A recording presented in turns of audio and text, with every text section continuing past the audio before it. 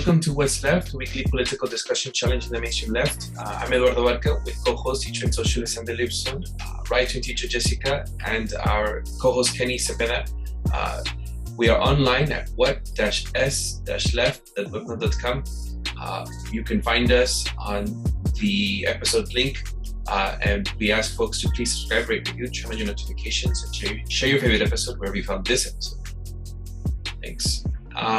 Today we're doing part 2 with Alison McDowell, mother, independent researcher based in Philadelphia, who blogs at Wrench in the Gears. We will link to it in the episode notes. Alison is joining us for part 2 of the conversation on the predatory conditional cash transfers and cybernetic futures that are supposed to help financially under-resourced communities. We had a long discussion last week, and we hope to continue that discussion this week. So Alison, take it from here. All right, great. Well, thanks for having me back. I know I always have a lot to share. So today we're going to sort of revisit this idea of the conditional cash transfer, which I think is going to be linked to the idea of the universal basic income and like programmable money. And the pilot for this was in Mexico in the mid 1990s, but the people who were implementing it were connected to the central banking systems and sort of US Ivy League elite universities. And so I believe that Mexico was really the test bed for the idea of programmable conditional money you get, but that low-income people can have access to, but only if they do jump through all the hoops and do everything that's required. And so the section that we're going to talk about today, I want to touch a little bit at the beginning about this idea of cybernetics and sort of social engineering, because a lot of this comes out of the early 20th century social engineering, progressive, but social efficiency movement, scientific management of humanity.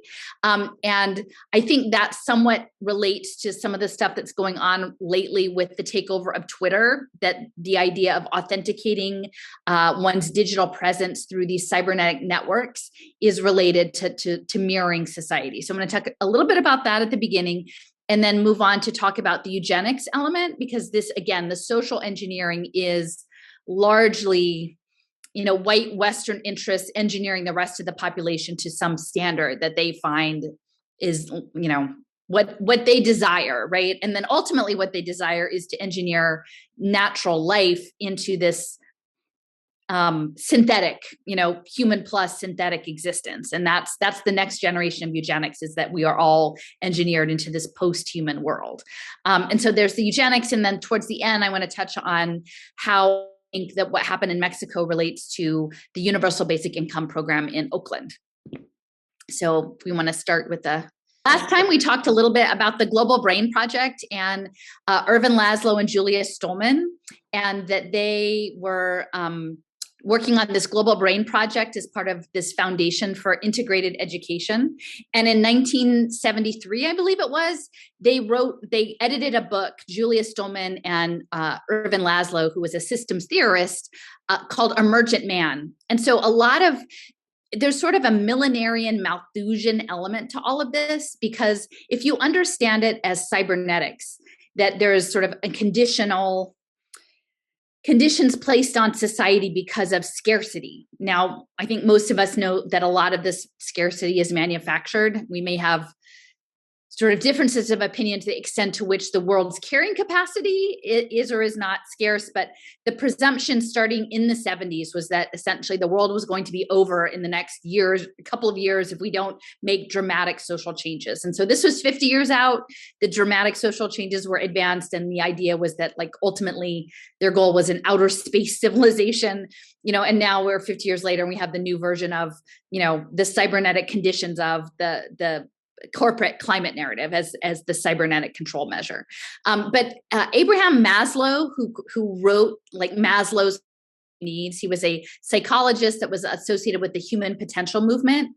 And I would always presume that he was a really kind old guy somehow, that he cared about people's needs. It was this hierarchy of needs of what you needed to get to be a fully actualized human being.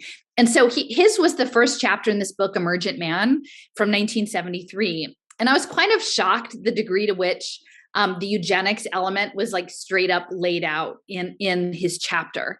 And so I included this last time. We talked a little bit about the special choosers for society.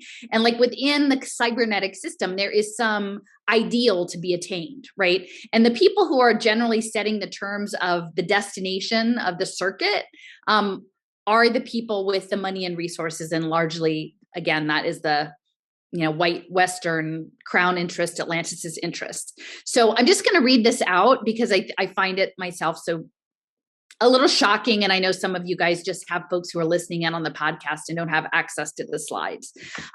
So this is from Maslow's chapter 1 of Emergent Man. And this paragraph is called "The Good Specimen as the Chooser for the Whole Species." It has been my experience through a long line of exploratory investigations going back to the 30s that the healthiest people, parentheses, or the most creative, or the strongest, or the wisest, or the saintliest, close parentheses, can be used as biological assays, or perhaps I should say as advanced scouts or more sensitive perceivers to tell us less sensitive ones what it is that we value. Okay. What I mean is something like this. It is easy enough to select out, for instance, persons who are aesthetically sensitive to color and form, and then learn to submit ourselves or to defer to their judgment about colors, forms, fabrics, furniture, and the like.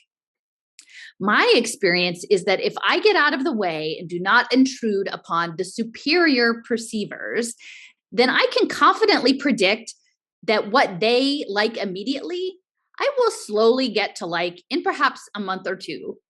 It is as if they were I, only more sensitized, or as if they were I with less doubt, confusion, and uncertainty. So I wanted to use this as the framing because the idea of the conditional cash transfer is that there is some optimal existence that is associated with proper behavior to access these payments that are often people are in need of them because of structural poverty. But that you're engineering, especially women, pregnant women and children, and then their extended families into this optimization. But it's not necessarily something that they would willingly choose to pursue, but that is their requirement. So I don't know if any of you guys have a response based on what we talked about at all last time, but for me, I wanted to make sure I started off with that. I think this is pretty disgusting. That term that he used, that's a term in science, biological assay. That basically means it's a general term for a test in which you're trying to see what can be gleaned about an organism. So we use that. That's the term. So he's using that term to talk about humanity as an experimental field upon which that can reveal itself as to what's good and what's bad. But yeah, I mean, there's no doubt. I don't know. There's not much more I can say other than it's straight up like what. I mean, and I know he thinks he's one of the choosers. Yeah, right. I feel like this would be in like the Hitler's book, Mein Kampf. Right. Yeah. You'll get used to it, right? And that's a part of it, like this whole behavioral economics, right? The choosiest chooser chose. So, even if you don't like it, give it a few months and maybe you'll become dull to it, or like we can medicate you into accepting it. So, okay, we can move on. But just that last part, that feigned humility of my experience is if I get out of the way, but he's not getting out of the way of anything. He's telling other people, get out of the way, we'll decide for you. So it's just gross. And eventually you'll get used to it. Yeah. This also reminds me of that. I think there was a picture in the article, right, of that Danish politician, or was it you that posted that? It was like a tweet from the World Economic Forum where this politician says, I don't own anything, I don't have privacy, but I'm the happiest I've ever been, type of situation. Yeah. I know that's circulated a lot. That's definitely circulated a lot. So this is just reinforcing. This is also from the same book. This is chapter 10. And I think I mentioned it last time about the Unibuts, this idea of the Interplanetary Qubits. So, what they're trying to do is to create an engineered society, but it's artificial. It's not a society that is necessarily situated and organically emergent from land and cultural and resources. They're trying to sort of dissociate people from all of that and then put them in these artificial constructs. And so the Unibooks, Robert Smith, he worked for NASA. It says, employed at NASA adjunct professor at the University of Alabama, Huntsville. And so NASA in Huntsville, that's where all the Operation Paperclip Nazis went. So that's interesting to know. But again, I believe that we're talking about eugenics within this Internet of Bodies and Internet of Nano things is the idea that we are building off of this 1970s conception that the planet will be destroyed and that we will become some sort of interplanetary civilization. But the reality is that people's physical bodies, like there's no way at scale to move people that way. And I'm not even saying that they can accomplish this, but the thought experiment I think they're trying to do is to create sort of digital representations of people and mind files. And so the new eugenics program is moving towards limiting material bodies and then emphasizing data extraction to create these mind files. So when you understand the conditional cash transfer and the data analytics that we touched on towards the end of the talk yesterday or last week, the idea of telehealth, educational technology, wearable technology, it's the mirroring and creation of the digital twins for something like a planned interplanetary Qubits. So we can go to the next one. And this is from the same chapter with Robert Smith, but I just wanted to touch on, they were informed by Buckminster Fuller and his idea of this world game and creating like a world grid to work out this kibbutz system. And so I'm going to share the slides, and there's a source link to the actual article. But when they were talking about how to make this happen and who might be the stakeholders in this new idea, you can see number one is that World Institute with Julius Stolman. So he's the co-editor of this book, but he's, integral with Fritz Kunst in the Foundation for Integrated Education and Oliver Reiser's World Brain project. But you've got Tavistock is number 3. And then down in number 11, you've got the Institute for the Future and RAND, both of which are Bay Area institutions. So while on the one hand, this may seem like far away and crazy and distant, these are people who are operating in spaces where RAND and Institute for the Future and Tavistock are sort of their go-to people. And they've talked about how the United Nations would serve as the coordinator in the hierarchy of task effort, as the common nucleus for the network of national and individual groups involved in the task. So they're whether or not they had official sign-ons for this, but in their mind, these are the people who are going to help them accomplish this interplanetary goal in 1973. So we're 50 years out, and Institute for the Future and RAND are issuing white papers like nobody's business about the Internet of Bodies and digital twins. And again, this interplanetary concept is something that's been advanced a lot by Elon Musk. And the goal, I will mention, and I'm going to talk about this more with Jason on the weekend. I'm going to have an episode about this. I think really in many ways, Musk is sort of a spectacle for this, that he's meant to be a distraction. He is no more Twitter than Mark Zuckerberg is actually Facebook. It really is this global network cybernetic system of the deep state, of this global apparatus that becomes personified in the individuals that they choose to front for them.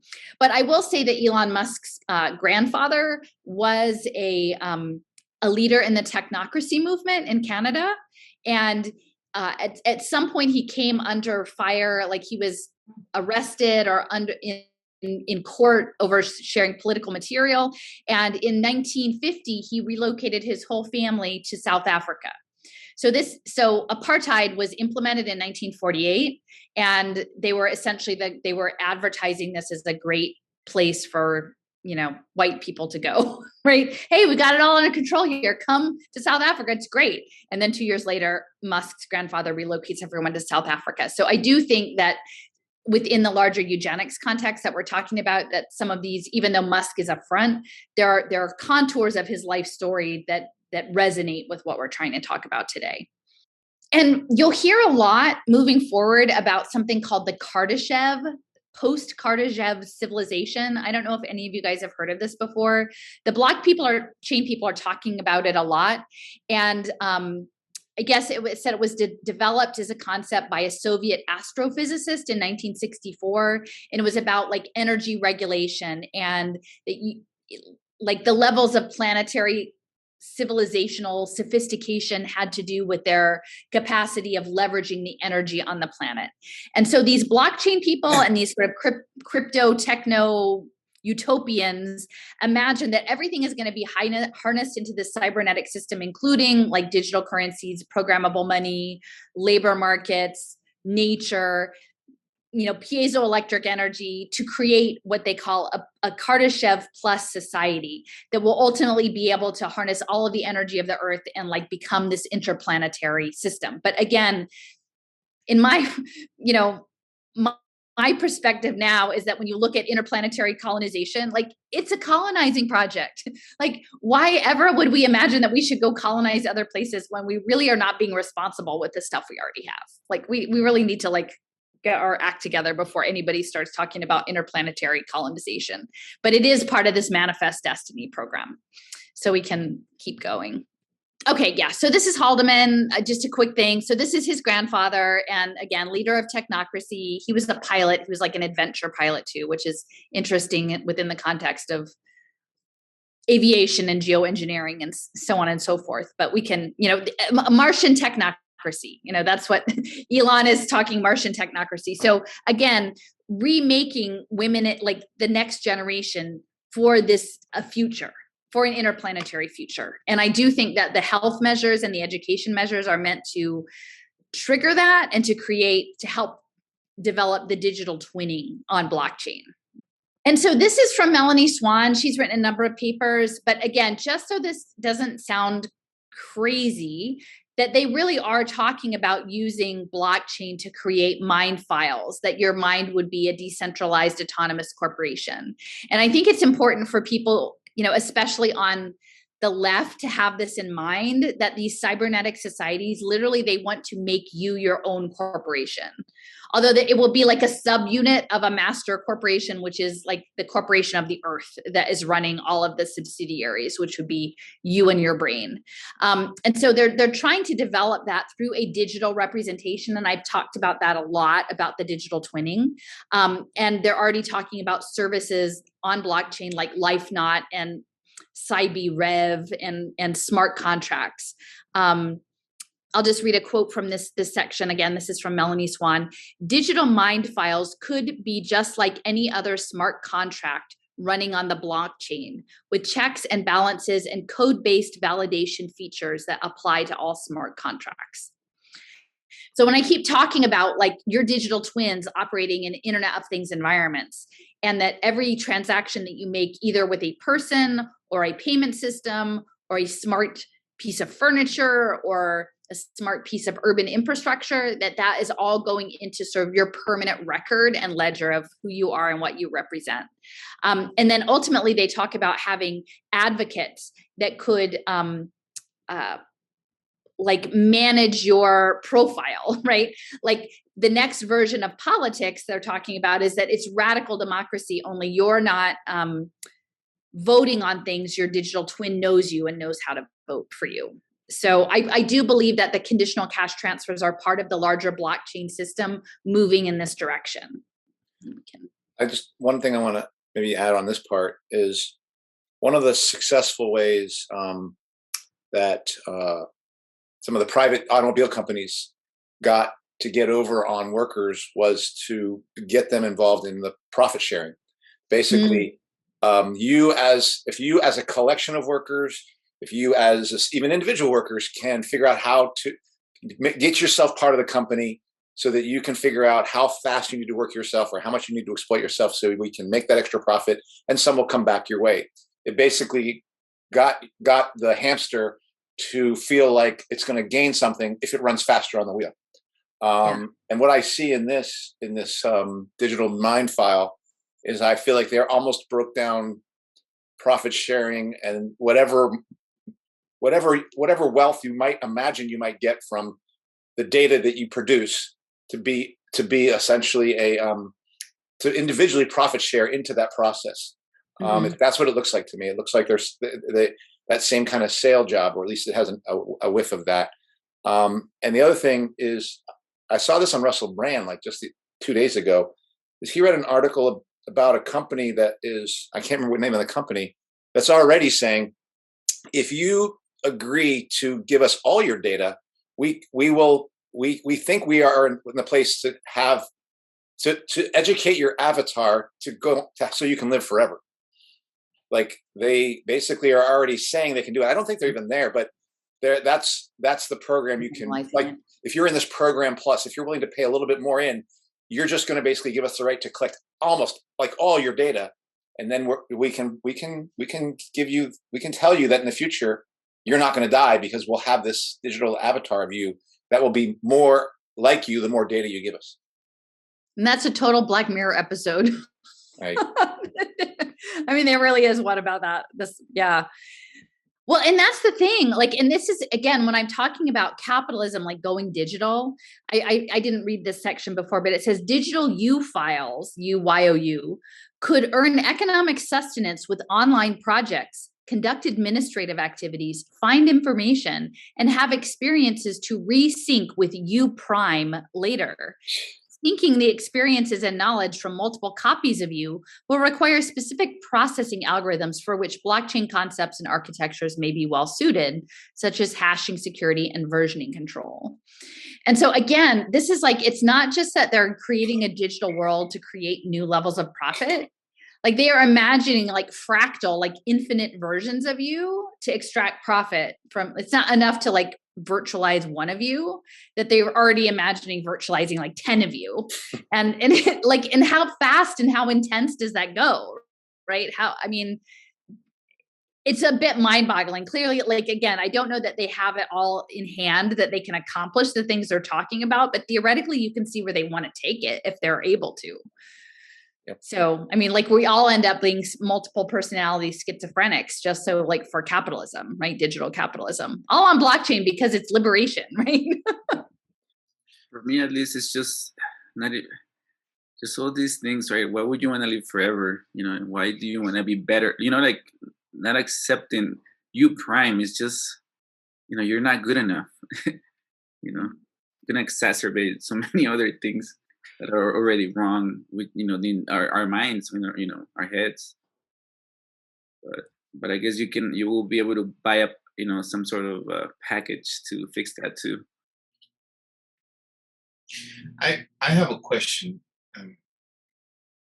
It's more about our digital selves living as ghosts, I guess, in the metaverse. Is that the intention for our digital selves to continue living and as these digital ghosts? I'm not. Is that it? What do you suspect? Or Well, that's interesting. Yeah, I hadn't really thought about it that way, Eduardo. it's just a question. I'm not sure if no, I mean, it's a good question, because I think there's this idea that somehow they could like animate you. I think. I mean, that's how they're imagining it. This is something that I'm trying to sort of puzzle out, is that they actually have things called evolutionary algorithms that they apply to different like systems and objects in digital spheres and evolve them. Like, and I'm not a math person, that's not my focus, but I've been trying to add, because this is an important part of the conversation, is this evolutionary process within algorithms and digital items. So could they capture your digital twin and continue to evolve you even after your material self is gone? And clearly there's not a soul in there, but there's an animated presence, I guess. And then would it evolve? I don't know. That's a good question. I guess I don't get how that would work, like with the money thing, you know, because if they're exploiting, I don't know. It's a bit of a, I don't know, mind fuck. But you know, like if you're no longer living, but you have this digital file from a like data mining perspective, how does that work? Or how would that work? Well, I think that's the idea of the corporation, right? like it's post-human. Like if you incorporate yourself, your brain as a company, like maybe the company just keeps going on after you're not there anymore. I don't know. I mean, like the idea of these like decentralized autonomous organizations, I believe his name is Larry Lohman, and I was made aware of he had a paper a couple years ago that I found out early in the pandemic, and it was, he's in the UK, and I think if you Google Larry Lohman and like cyborg forest, it will come up. But what he talked about was that, you know, this idea that land would be set aside and it would be incorporated. Maybe I've talked about this. I can't remember if I've talked about it with you guys before, but with like smart contracts in a coded entity that it could, once it was set up as a corporation with no people, earn money through carbon credits and like carbon offsets, and then hire drones and pruners to spray and maintain it. Eventually it could buy more land next door to it. Like it could have all of these conditionalities that are coded into these sort of decision tree hierarchies. If these things happen, then these things happen. And, you know, if this happens, then you log this amount of the forest, or, I mean, I don't know, like there are all of these things that are built in with sensor networks. So literally they're turning living things into machines, like into corporate machines. I mean, and if they can imagine doing that to a forest, I'm sure they could imagine doing that to individual human beings or communities or something like that. But again, the trick is that they want to flip it to both the libertarians and the anarchists and frame it as somehow like this is a decentralized liberating technology. And, you know, on both sides, they're trying to have it both ways, right? That look, it's decentralized, so that must mean like it's good for you. I'm like, no, putting like bunches of sensors and dropping them all over the forest and making it run itself like a company isn't liberation. That's not environmentalism. But that's why, to me, the indigenous worldview, at least as traditionally conceptualized, like that framing is so important. And why, like I was briefly in touch with a woman who's in Mexico and her family farms. And so like we were exchanging some information about, they were concerned about like privatization of water and new water meters and things that were going in. And the area that they're in is I guess being gentrified with rich people from the outside and how all of that happens. So again, that's why I feel like it's not just any particular left-leaning standpoint. Like that's why I keep feeling it's not necessarily like the Western Marxists who are going to have it right on this one, but is more the indigenous worldview, like that's in right relationship, that's going to be the right thing. But again, not that it's all homogenous or only of one viewpoint, but I don't know. Yeah.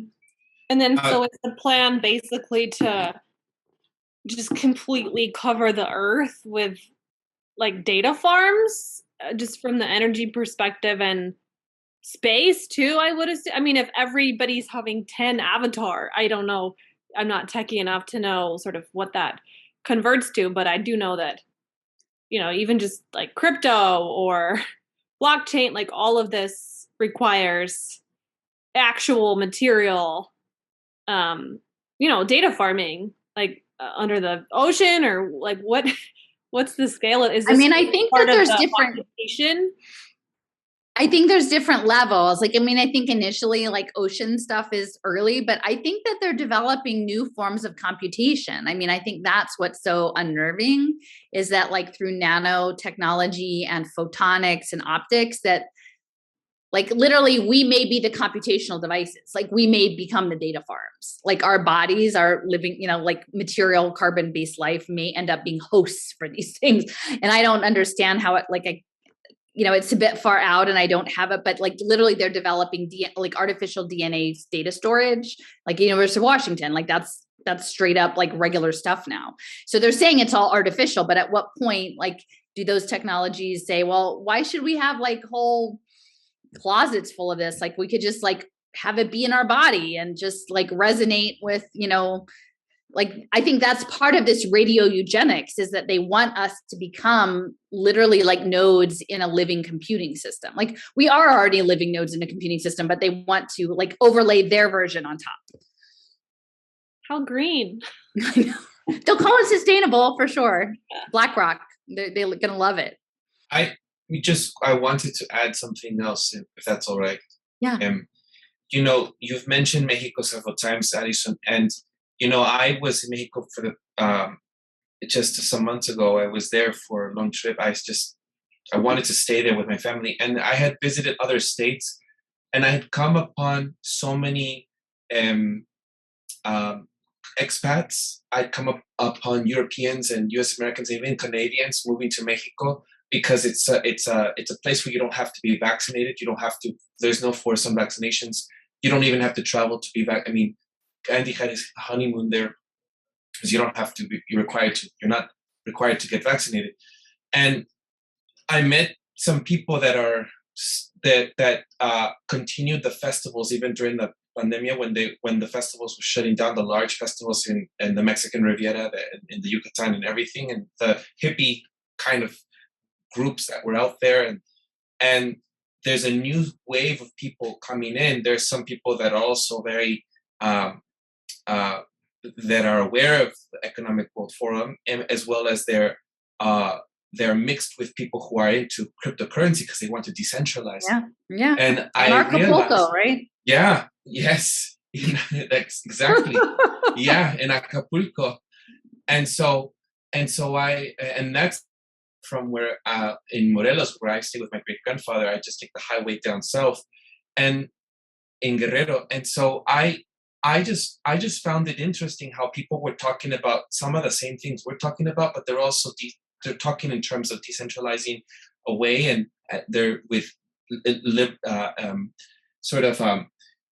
libertarian views, but in moving into the cryptocurrency world, which is different from what we're talking about here. So I'm just noticing those differences amongst the community, so to speak, because some people amongst the community of anarchists and libertarians and people who want civil liberties, because there's the camp that think that going digital and going decentralizing away from like the bank reserve and all of that, the USA, is the way to go. And then there are people who are, like maybe like me, that more into permaculture and think that we just need to focus on the indigenous way of living, and live in a very autonomous way. But there are these groups that are merging together. I've noticed. I don't know if you want to say anything about that. But they're all moving to Mexico. I found that phenomenon interesting as I was there.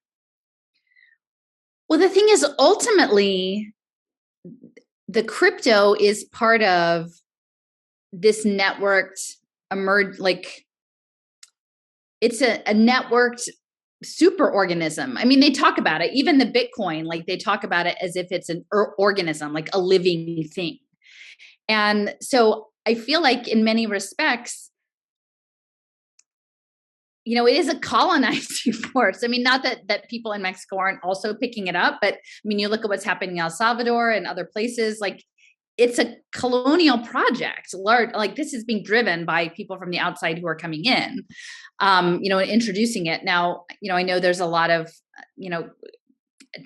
technical, I think like Guadalajara is a center for a lot of technology companies that find like the Bay Area real estate too expensive, right? And so then they have their offices there. I think what people are not understanding in the freedom, and I'll talk a little bit, I don't know if I have a slide about this for Twitter, is that in the emergent space, they need quote unquote free agents. And that's how the cybernetics works, is that you provide a certain amount of leeway and then you see how things move. You see how things are networked, and then you log that and then you reinforce it. And so the free markets aren't really free in all of this stuff. They are part of the network system. And so by participating in that way, they're reinforcing and strengthening this idea of a global world brain network that will ultimately, is intended to run the world as a corporation. So, it's an illusion to me that it's free markets, because ultimately this is all being built up to serve the BlackRocks of the world and their sensor networks that are attached to it. But the story that people feel like they need to live in for the moment is that somehow this is their safety net. And while I understand from a human standpoint that all of this is very overwhelming, and that there aren't any easy solutions of taking apart this giant machine that's been in existence for centuries of like domination culture, that it would just be very nice to live in a manageable story, to be like, well, if I have my stock of these crypto portfolios and I can get away and I can live, go and live in a, a nice tropical place that's, affordable for me, that I'm going to all be okay. From on a human standpoint, I get it, but it's the wrong story, because in my opinion, the right story is that we actually have to grapple with this history and figure out collectively what we do on a global basis, like neighbors, like the US to Mexico. Like, we should not be just sending all of our people down there to take over your land. Like, we need to deal with that problem. So anyway, I don't know if that makes sense to you, but that's where I'm coming from. Yeah. I found it interesting just encountering people in San Miguel de Allende as well, small town there, and everyone's talking about crypto. And then there are other folks that are talking about, but they're all kind of against this centralized system. Like, they're just in different camps. Anyhow, that's something they don't know. I mean, like, we need clarity about the story. And I've always been pretty clear about my position about blockchain. So, yeah. Okay. You want to listen to Melanie for a minute? This has an audio thing. I don't know if you're able to share computer. She might already be blockchained. I don't know. She looks artificial, like an artificial intelligence robot, something or another. But she's real? I think so. I don't know. Her name is on papers. Hi, everyone. I'm Melanie Swan. I'm delighted to be with you today at Transvision. I'm honored to be accepting the Humanity Plus Essay Writing Competition Award for my entry, Transhuman Crypto Cloud Mines. I take seriously what I consider to be our collective mission to steward smooth migrations to transhuman futures, multi-species societies comprised of human, machine, and algorithm. This involves both thriving and surviving, which blockchain as a future class smart network technology can underwrite. On one hand, blockchains for surviving enforce good player behavior with game theoretic incentives and smart contracts and treaties. On the other hand, blockchains also allow the mind expansion we'd like to do as part of the transhuman program, eclipsing the confines of the current meat-space mind.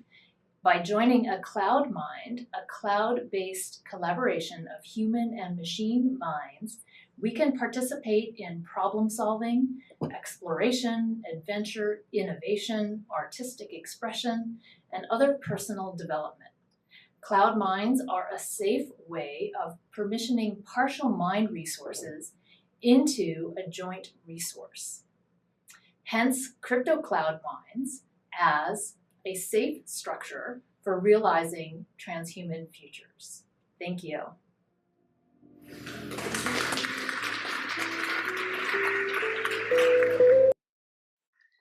Right. So that was 2018. I think that was actually in Spain. I think that was it. There's a lot of Spanish interest in this. And you might think that it was just a joke, right? I mean, but it's not a joke. I mean, and you were talking about enforced player behavior and smart contracts. And so where this loops back to conditional cash transfers is the programmable money. Like, literally, to them, it's a game. And part of the conditions of the game is that you get to share your meat space mind into the hive mind for some sort of collective problem solving, right? And so a lot of the, the backstory behind, the climate and the poverty is like, there's going to be this imperative of like, if you're going to be a good citizen and you care, you should share your empty mind space with the collective, right? So we can all solve these problems. Only the solutions, the problems are never going to be solved by people who are operating within the confines of this paradigm that they've set up. Very Yeah, I mean, I wonder how many people at Anarchapulco know this, right? And it's like, again, you might think it's crazy, but the same woman, Melanie Swan, again, this is from last December, the Brain Decentralized Autonomous Corporation and the quantum brain. So all of this stuff with blockchain is now moving into quantum. And, have the source link here, cloud mind realization, NFT controlled blockchain hash structure for your personal connectome. That's like how your mind operates. Literally, their idea is that you're going to have neural nanobots in your mind, in the neurons in your brain, that's going to be programmed as part of these hive mind things. So I'm really hoping that like they're still far off from that happening. Although, it sounds so outrageous that I even have to come online and talk about this, and I sound crazy for talking about it, but knowing this woman is connected to Purdue University, which runs the Sentient World Simulation, and Purdue Global Online is one of the largest online universities. And she has, you can see there, she has an appointment at one of the universities in London. So this is not like just a flaky person who isn't connected. This is someone who is really at the heart of a lot of these systems. She kind of reminds me of, Martin Rothblatt. Yeah. What is it? Like, Human Plus, right? Yeah. And, oh God, Rothblatt uses that word. It's transbeaming. Is that it? Like this whole idea that we're all gonna like become, I don't know, like mutants. But it has like almost like an identity politics aspect to it. Which like this video it freaks me out. Well, for so many reasons, but like like all the buzzwords that she was using. It's like all the buzzwords that you hear in education right now, like experiential learning and innovation and creativity and collaboration and shared knowledge, like just like down the list. And it just, oh my God, it's so freaky.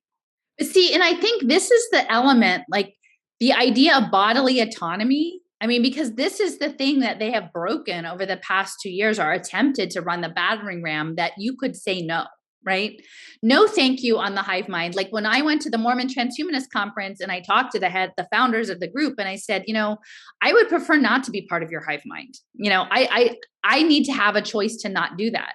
And yet we are building a world with weaponized atmosphere and sensor networks that don't really hold space for those of us who don't want to participate. Like it's not a choice to step aside from this.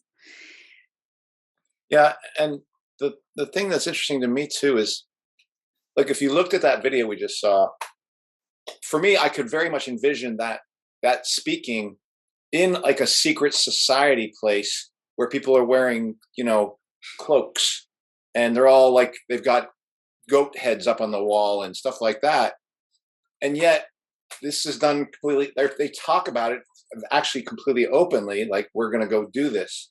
And I imagine that this video, which is on YouTube, I imagine it's not gotten many like look throughs. I imagine it hasn't. Like I'm looking at this person's tweet here; it's got 2 likes and 367 views, and yet it's actually like something people need to know about. And so, in a sense, I don't know how they're able to operate almost in secret, but in the open. It's very strange to me.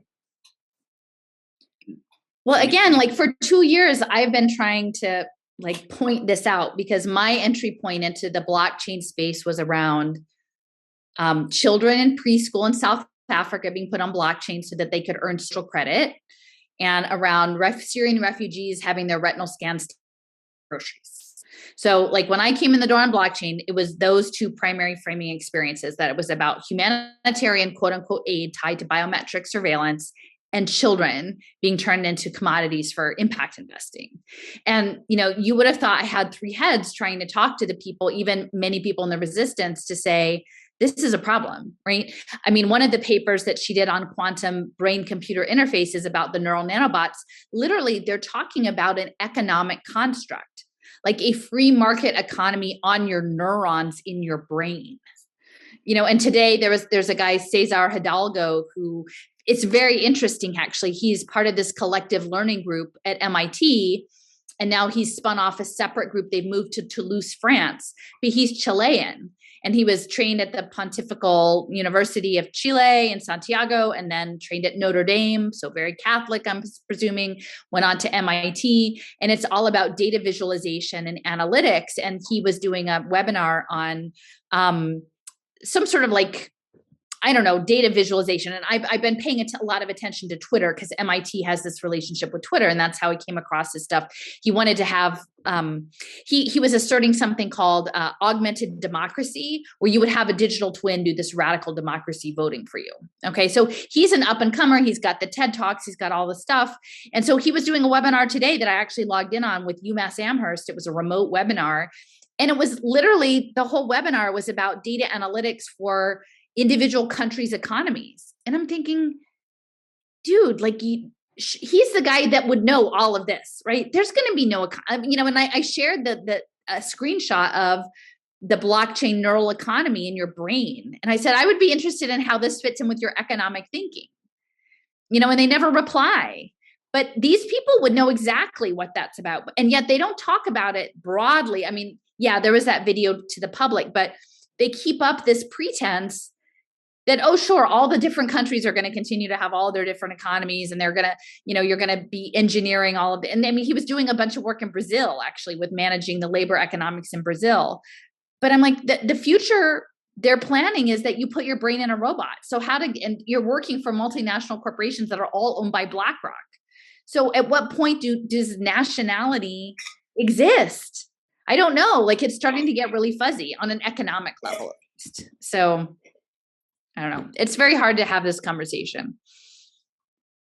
I just wanted to clarify. I just looked it up. The Rothblatt reference that I made earlier is it's transbeeman, and like his whole thing is about like just reinventing like our species, you know. Yeah. So like blending, like blended consciousness, like a shared or like replicable mind operating system.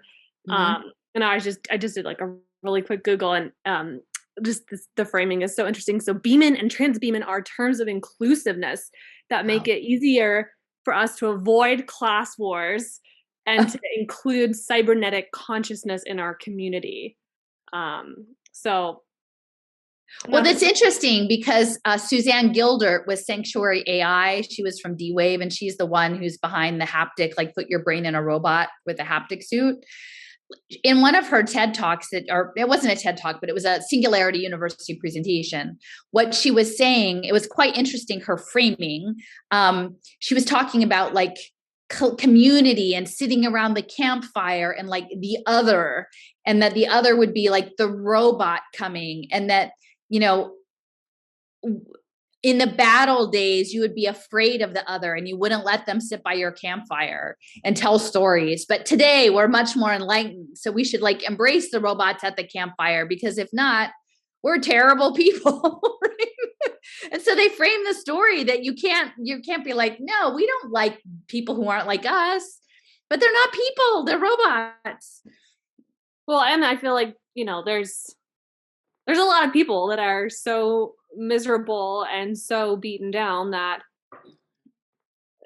I mean it doesn't appeal to me, any of this stuff, but I don't know. I mean, I don't know. I work with a lot of 18-year-olds who spend a lot of time like on technology, and I don't know. It seems far off, but I worry that it isn't. Well, so ultimately, this slide is sort of about pointing out that in order for you to get your mind file, they need to sort of authenticate you to your device, your sensor network, to your biometrics. And I think that, again, Musk is a front for this cybernetic system, but this idea when he says that you will have free speech, but it would be authenticated, is part of the idea of creating agents that have identifiers that can be then mirrored to track social relationships. And then that's happening in like a Twitter communication context, but the same thing would be related to the conditional money, you know, aspect, your digital wallet that would become with, you know, food assistance or education vouchers and that sort of thing. My question though is, what's unique about Elon Musk owning this company to create an authentication process versus the previous whoever owned it? I think So I'm still playing with this idea a bit, but I was doing a lot of research this week around General Electric and is it Steinmetz? Like the direct current and the alternating current. And because there's a fascinating book, if people have time to look into it. And I put a couple of links to a C-SPAN interview with the author about Alfred Loomis and Tuxedo Park. Like they've been working on frequency, like the effects of frequency and waves on the human body since the late 1920s. This guy, Alfred Loomis, seems really central to the whole program. He had a private laboratory in Tuxedo Park outside of New York City, and he was tapped to run the MIT Radiation Lab for microwave radar research before the US went into the war. Like until the war was officially declared, World War II, they knew it was coming and they wanted to start doing this, ramping up the scientific research around the Manhattan Project and other things, but they didn't have full authorization. So they tapped private individuals who were very wealthy, but coming out of the Depression, there were not that many. So Loomis was really well positioned. And so just looking at frequency and electricity and alternating currents, and Andy, you might be able to help me out with this a little bit more, but there seems to be also, like with the governor, there's an oppositional system like at play in the cybernetic, like keeping things going. Like you have these polar opposites and they're working in opposition to one another. And so I think when you introduce these polarizing figures into the social system, you're like, yay, Elon Musk. No, Elon, like you have these storylines that bifurcate, and in the bifurcation, there's something that plays into the cybernetics of like the polar opposites in the system. But that's how I'm feeling about it lately. I don't know if you have any more thoughts from it. I'm not a scientist, but in looking at the patterns, it seems like there's something that the system, they need injections of polarizing stories, individuals that then like fracture, and then like there are reverberations through the system that are somewhat equally balanced. So my thought is like, maybe Elon is that like drop in the pond to be like, and then meanwhile, all the hamster wheels are running behind getting things set up for the network. Because MIT has had a very close relationship with Twitter for at least the past 6 or 7 years. Yeah, that's kind of stuff that I'm not as familiar with. I mean, I know about, like, I was talking with another person who's in Working Students for Choice about the effects of converting direct current to alternating current, that process creates frequencies that she actually was sensitive to. So, but I think you're talking about something else that's more like psychosocial and what's happened. Like, but but I think at a macro level and a micro level, there's something. It's all energy. It's like energy patterns, energy waves, and they know how to manipulate that in various modalities. And that's that. So I will say the other thing, and I'm going to talk about this more this weekend with Jason, but the reason I was paying attention to Twitter was that things that I was researching maybe 4 or 5 years ago, and I knew there was something about it, but I didn't know exactly what, have like come back. So in 2015, Twitter set up a pilot experiment with technical support from MIT in a smallish town in Spain called, it's Jun. I don't know how you'd pronounce that. Jun, like whatever, Jun in Spain. And so all of the people in the town were supposed to communicate with their government through Twitter. Like that was the program. Like it was a small town, and they're like, okay, from now on, for this amount of time, any request you have, you're going to make it through Twitter. And then they logged all of that, and all of the networks in MIT did all of the analysis around it. But it said what was unique in this case was they had all of the people have to authenticate themselves.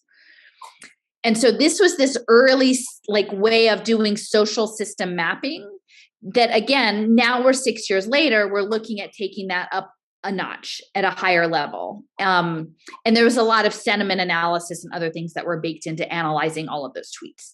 But that test bed, and it was interesting because there was an article that said like at the launch, they had this celebration and there was like a traffic circle with an obelisk with Twitter, like a Twitter obelisk, and like cement, panels with the people's names and their handprints on it. And it just felt very esoteric, like this idea of like the Twitter obelisk in Spain. But if had I not understood about that pilot program, the idea of e-government, digital identity, and social network mapping wouldn't necessarily have stuck for me. But to me, it's like, oh, that's what it's about. That's what it's about. Can I go to the next slide? Yeah.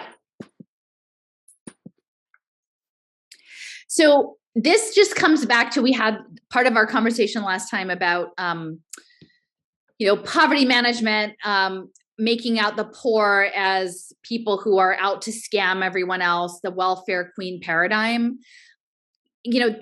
This goes way back, right? This is Reagan's policy. And this is what led eventually to Clinton and the welfare reform bills that forced many mothers to go to work, right? To leave their kids, put their kids in daycare and go to work in order to feed their kids. And within that frame, there was the welfare queen story that was made up. And so it's kind of like 9/11 enforced the know your customer, is that you create a scenario and then you say, well, of course we would need to authenticate people to make sure that people weren't scamming the system, that people weren't getting more than they deserve. And so I feel like the trajectory, again, the long lead time, is you put these narratives in place and you condition how people think about it. I mean, I think at the time that this story broke, that a majority of people who were receiving public assistance were white people in the South, right? They weren't Black people, but through that narrative crafting, they sort of changed it over. And then they were like, oh, look, here's this one thing that somehow exemplifies people who are taking advantage of the system. When that, that was a that story was largely constructed and not accurate, but that's what sticks with people, is the spectacle. And so that's the kind of thing that, just like you would authenticate yourself on Twitter so that they know who's who, that you're not getting nefarious actors, is the same with the conditional cash transfer system. So I can only imagine, a place for example, Netflix has been on the business news in terms of, how many people are password sharing. So imagine this, I think Netflix, where everyone has to authenticate themselves, through facial recognition, to normalize. Then, then you can, regular people can work the loopholes, right? And right. system. So it makes me think of that, situations where we share stuff, share accounts. Right. Yeah, no, that's true. I mean, they're going to make it more. And the thing is, the biometrics aren't even necessarily facial recognition. It's where is your IP address? Or, oh, we know that normally you turn on your computer at this time of the morning, right? On Friday.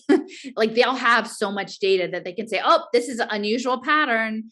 And I have to say, even though I suspect, because he seems to have a lot of insider information, Cory Doctorow, I don't know, for young adult novels, the something that it's taught me a lot about, when I, maybe 4 or 5 years ago when I started looking at, but Little Brother, and also For the Win, but Cory Doctorow's Little Brother, it's set in the Bay Area, and it's supposed to be sort of high school, techno anarchist, different things, but about the systems of surveillance. And one of the ones was an irregular subway pattern, right? You have a subway pass, but they can track oh, you never go over here. And then there's these red flags. So in the cybernetic systems of the digital footprints, aggregated over time and over many years, they can discern anomalies in the patterns and then zoom in on that. So it's really hard to hide.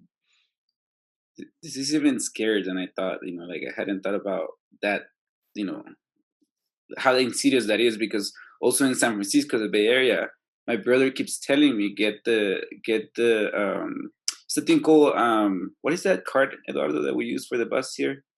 Clipper card. So the Clipper card. And then it was a card, right, that you added value into. Yeah. But it wasn't registered to any particular person. Now you can carry your Clipper card on your phone.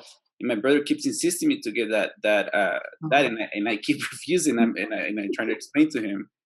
I don't want it on me. Because I was already weirded out by the Clipper card itself. But yeah. Not on your phone, and so, again, you're talking about tracking your patterns, tracking your life, and it's just so scary, so insidious. So intrusive, and yeah, and I don't want any of that. Well, like in Philadelphia, our regional transit authority is SEPTA, and when they first rolled out our cards, it was in partnership with MasterCard. So they were essentially trying to set up debit cards for unbanked people, but the interest rates were crazy high. Like it was a scamming kind of thing. But you could imagine them linking it to like a good citizen card, right? Or like Scrip, right? Oh, do good things and you can get money earned onto your card and then use it for other things.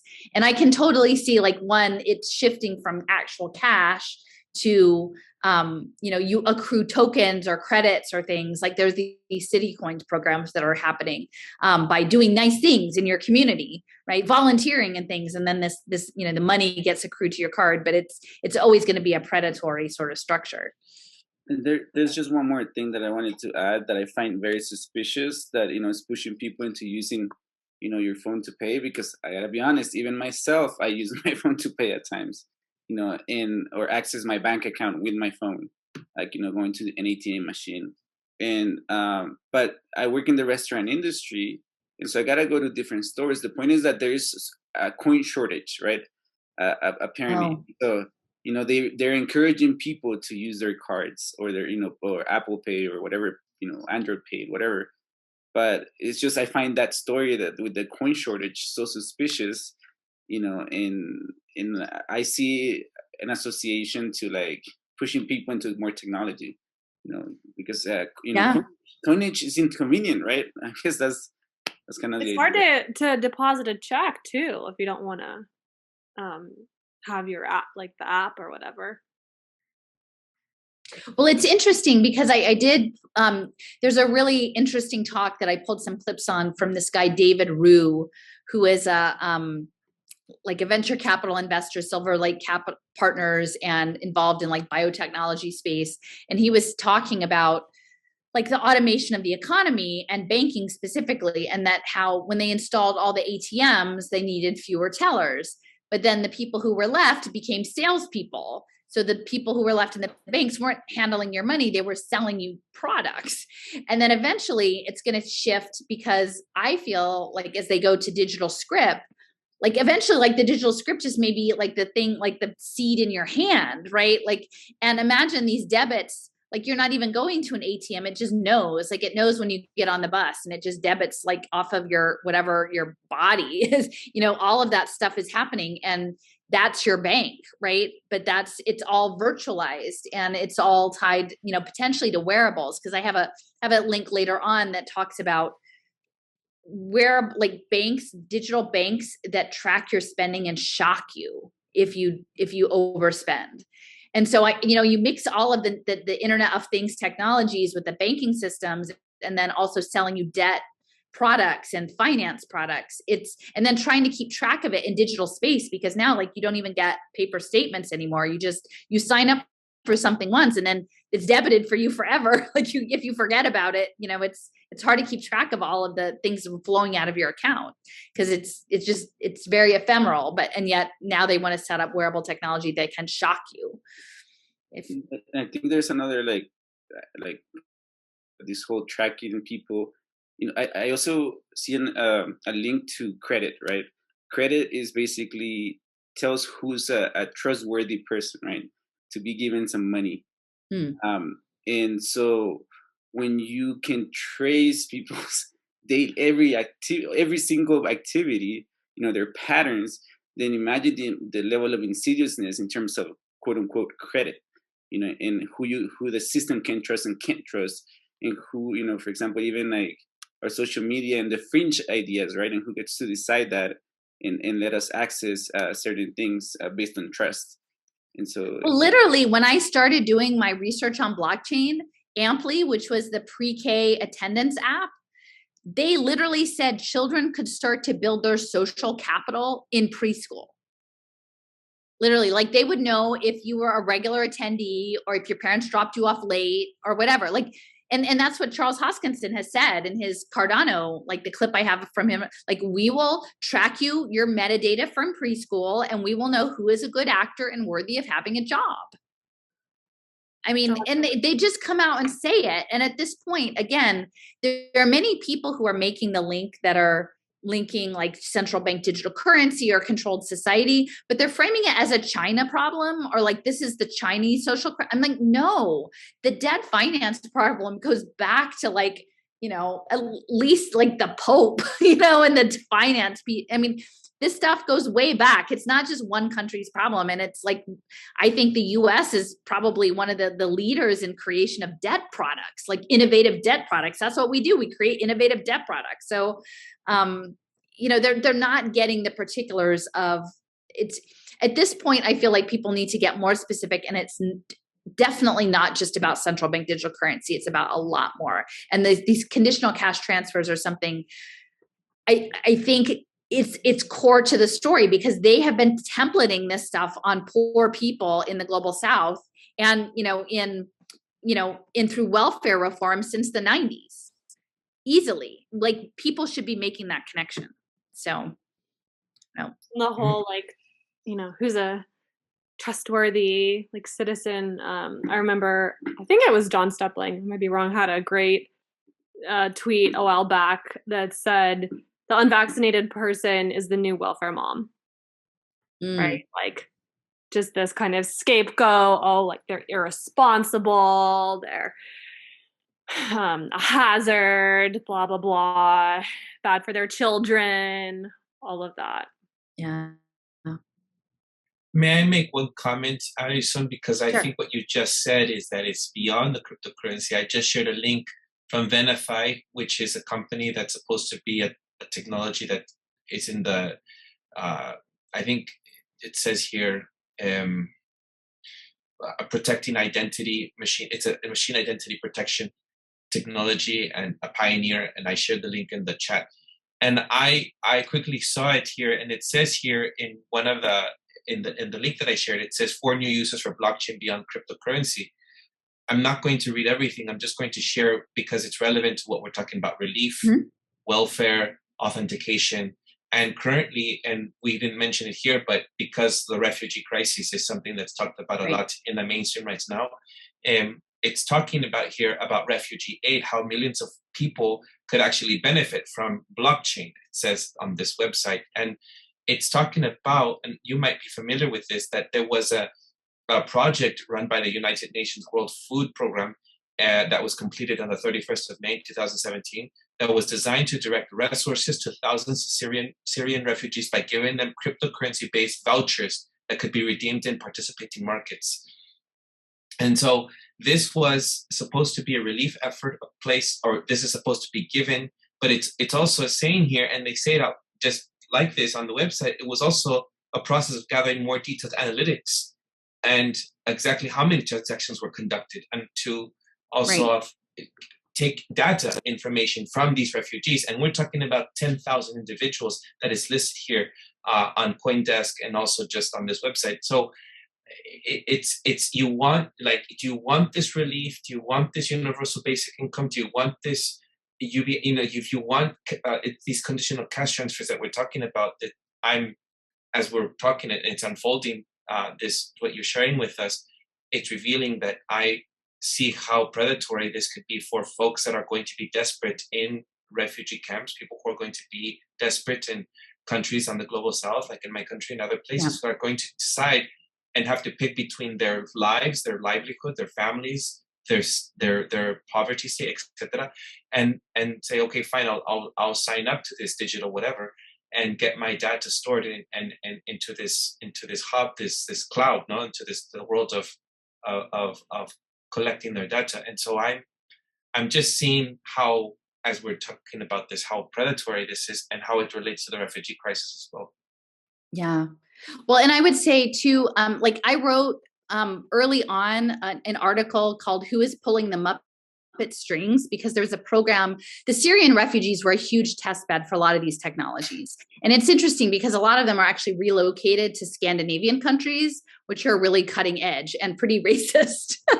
And so like these biometric payments, like pay with your eye scan, like these things were happening in Sweden and Denmark and places like that, and Norway. These were the top, like the leaders in developing these technologies. So they've been a test bed. And in this case of the MacArthur Foundation was funding a prize to solve a global problem. And it ended up being the International Rescue Committee and the Behavioral Insights Team, the Nudge Unit in the UK, and Sesame Workshop and IBM. They were putting like tablets in the hands of kids for online learning, and then tracking the families for their behavior and compliance. But Sesame Workshop actually has a whole venture capital arm, and this is all connected to Pay for Success Finance. So yeah, the refugees are and I can see very much like with Ukraine, maybe when people get back, like we know that Ukraine has been setting up digital government on a smartphone, like that was all in the works. So maybe when people come back, they'll all get their resettlement, programs on digital wallets. I'm sure that that's what's coming. So I know I'm a little should I or no? No, you can't. Alison, have you heard? Was it here that we discussed it? But the way that they're figuring out, they're testing technologies and the way they're figuring out people that have died, like in Bachan, or I forget where in Ukraine, but the mass murders or that they murdered, the Russians, that they were uncovering the people that were in mass graves, that they're using the facial recognition technology in order to identify Ukrainians. And so I'm not sure if we discussed it here or if I heard it somewhere, but I'm very sympathetic, obviously, to anyone whose families are died because of war. It's the byproduct of war, right? I mean, these are crimes that are committed, and this is happening because of war. But I'm not so sure if figuring out, like, using facial recognition technology tested on currently in the name of seeking your family, or in the name of this is why we're doing it for in these causes, when you're just developing technology to get databases. Yeah. So well, even you had mentioned about the ghosts, and I think Andy last time you mentioned something about sort of like energetic impressions and digital representations, and I don't know. There's a lot to. But this facial recognition will be used on people, all of us, to track us everywhere, to surveillance us, even on the streets, wherever we're going, and to just lock in on our every step. Anyway, that's well. Let me get through a few more slides. Sorry about that. No, that's okay. I'll hit a few more. I'll go quick through a few, and then we'll take a break. Andy, so again, last time we talked, this is from the World Bank slides. I think this was 2014. CCTs are the conditional cash transfers, and they're talking about, you can have all kinds here. You can have ones for school, you can have ones for health visits, and that includes prenatal vaccines and child growth, which is measurement like weight and height.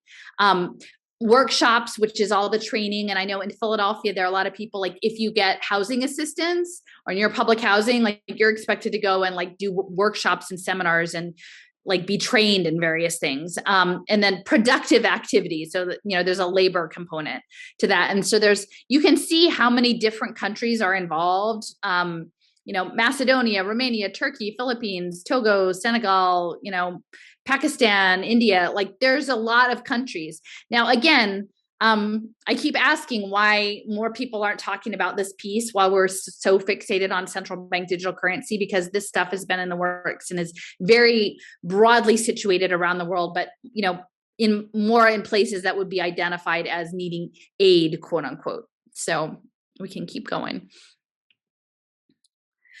So this, I just wanted to touch on, this is from actually, it's a thought experiment, so it hasn't been put in place, but it's a report from 2018 by the State of Illinois Task Force on Blockchain. And again, this is one of my earliest experiences with blockchain. It's putting SNAP, so food assistance, they're imagining how they can put that on blockchain with a welfare applicant who gets a digital wallet. And when they go to the store, depending on what they buy, they'll get a kickback if they buy the right thing. And so a lot of people might look at that and go, well, that makes sense, right? Because we want people to eat well and we want people to be healthy and they should buy the things we want them to buy, right? But what a use case like this doesn't take into consideration is, one, that people have like access to fresh food in their neighborhood, that they're not working 3 jobs, that they're not living out of the back of a car, that they have access to a kitchen. I mean, and that the fact is that ultimately the way this game works is that even if you do all the right things, they'll cut the welfare benefit back so that you always have to make the right choice to get to the end of the month. So they're not, if they save money, eventually they'll just cut the food stamps back so that everyone has to make the right choice, even when the choice is impossible. So I say that in terms of these conditional cash transfers can start off and look like, oh, they're helpful. Like they're helping people like bridge this gap or cover this need. But ultimately, I believe that all of the UBI, all of these transfers will start to be coded with smart money and incentivized behaviors. And again, you could substitute the food for a healthcare choice, right? You could substitute the food for an educational curriculum choice. And so the people who are going to be offering that quote unquote assistance are going to have their preferred choice in whatever category it is, whether it's health, whether it's education, whether it's mental health treatment, whether it's food. And largely their preferred choice is going to be a choice that benefits the system as a whole. And we know that the system as a whole is pretty much structurally broken. So then you have to just question, is it appropriate? Is it humane to put people into these cybernetic feedback loops? I'm willing to I don't know if you guys have any thoughts on that. I mean, well, first off, it's the same logic that they use on prisoners, where they put them like those, they put those clips on them. People who are paroled or who are, well, if people are put in prisons, but people who are allowed to live outside the prison, but they have the clips on them, they don't have a right to their own choices and privacy because they've given that up because they've been, they've been accused and convicted of a crime, and you can't be trusted. And so therefore you don't have the right to make your own free choice or a choice that cannot be somehow scrutinized by an overseer. And now we've taken people who now, at least under capitalism, have not even committed what capitalism calls a crime. But they have essentially they're the losers of the system. They're the ones who don't have the resources. So because of that, now you don't have the right to not have everything you do be scrutinized. And I think the thing that I feel like that's increasingly coming to understand when we talk about these test cases of Syria and test cases of Ukraine, test cases of Mexico, is this story is not just, hey, that's not right that they're doing that to people in Mexico or Syria or Ukraine. But the story is, these are beta tests. These are alpha tests for something that are going to be much broader and that are going to wrap all of us into a matrix of overseen choices, Right. and choices that whose aim is not towards, when we are directed or moved towards a choice, like you said, Allison, it's not going, that movement, the thing that moves us to that choice is not going to be on the basis of something that I might think is good for me, but it's going to be on the basis of a system or an institution or a corporation that says this is going to be good for us and this is going to be good for what we're trying to accomplish. Right. And if Marxists are right, the interests of the capitalist class are not just different than the interests of the working class, they're opposite and opposing. And so if you are basically giving the institutions whose actual interests run not just different than yours, but run counter to yours, and if you are saying they're going to be the choosers of you, then you are in a very bad position. And that's not just true for people in Mexico or Ukraine and Syria. That is true for all workers. They're superior, Andy. They're the superior choosers. Yeah, but that is their language. So it's very. Now, I want to, for anybody who might be watching that's like more on the libertarian or conservative side, I want to point out that even though this use case is the government, this same scenario in programmable money could apply to a faith-based institution, right? It could apply to BlackRock having a portfolio of people, applying it that way. It could apply to some sort of random industrial bank. It could apply to somebody's sovereign wealth fund. So it can be any pot of money. And that's what I keep saying, that while this might pertain to a central bank digital currency, any holding company could issue debt and tie it to programmable money in the same way that a government can. And I think in many respects, the plan is to bankrupt governments to the point that this gets to the point that everything gets run by private money. And then you ultimately, what you have is free markets in managed humanity, managed natural systems. But most of those pots of money are not individuals making small grants, but literally portfolios run by AI. It is literally going to be like the Aladdin BlackRock AI machine running the world to profit itself. It's not even going to be human. So I just want to emphasize that, because I think some people might see that and say, see, we got to get the government out of things. And I'm like, you know what? You could replace the government with BlackRock. It would be the same thing. So we touched on this a little bit more, but this was about like, you create the problem, right? You create the dependency. You might start off with a program that looks good, but with the plan of like 10 to 15 years down the road, then you undercut it, right? You take it off the table. So in Mexico, we talked about this a bit last time, that part of the economic catastrophe that led to the exacerbation of poverty in Mexico after NAFTA was also like the reduction of the tortilla subsidy, which made food less affordable. It put more farmers, small farmers, out of business, and sort of enabled the consolidation of the food systems, and then linking it to the cash transfers, because nutrition is a central part of what justifies the program. And I did touch on this a little bit last time too, that managing people's minds and their mental function is actually directly connected to their gut health, and that major multinational crazy chemical companies, formerly munitions companies like DuPont, are interested in your microbiome, right? And managing that. So you've got, on the one hand, you've got the managed precision nutrition, which Eduardo, when you mentioned the World Food Program, I have a Leo Saracino, who's doing some research around CELO, CELO, sort of a blockchain, I think, platform, and it's connected with the World Food Program. So you can imagine something that this, again, ties to sort of the pseudoscience of eugenics, where they will pull your genes and say, have we got the right nutraceutical for you, right? You know, we've got just what you need to optimize your brain to what we need you to be.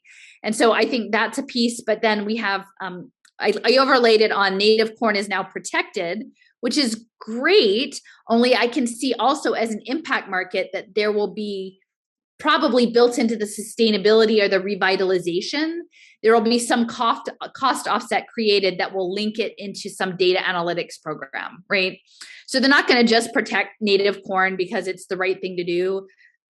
I would say keep your eyes open, because there will probably be something that will be like, this is what native corn adds to the economy. How many acres do we plant, and how many people can we get to plant it, and how many youth can we train to know about, like, and again, not that any one of those things is necessarily bad, but it will all be quantified and fed into the global brain system, because it's not enough just to do the right thing for the right reason. It's all about getting the data.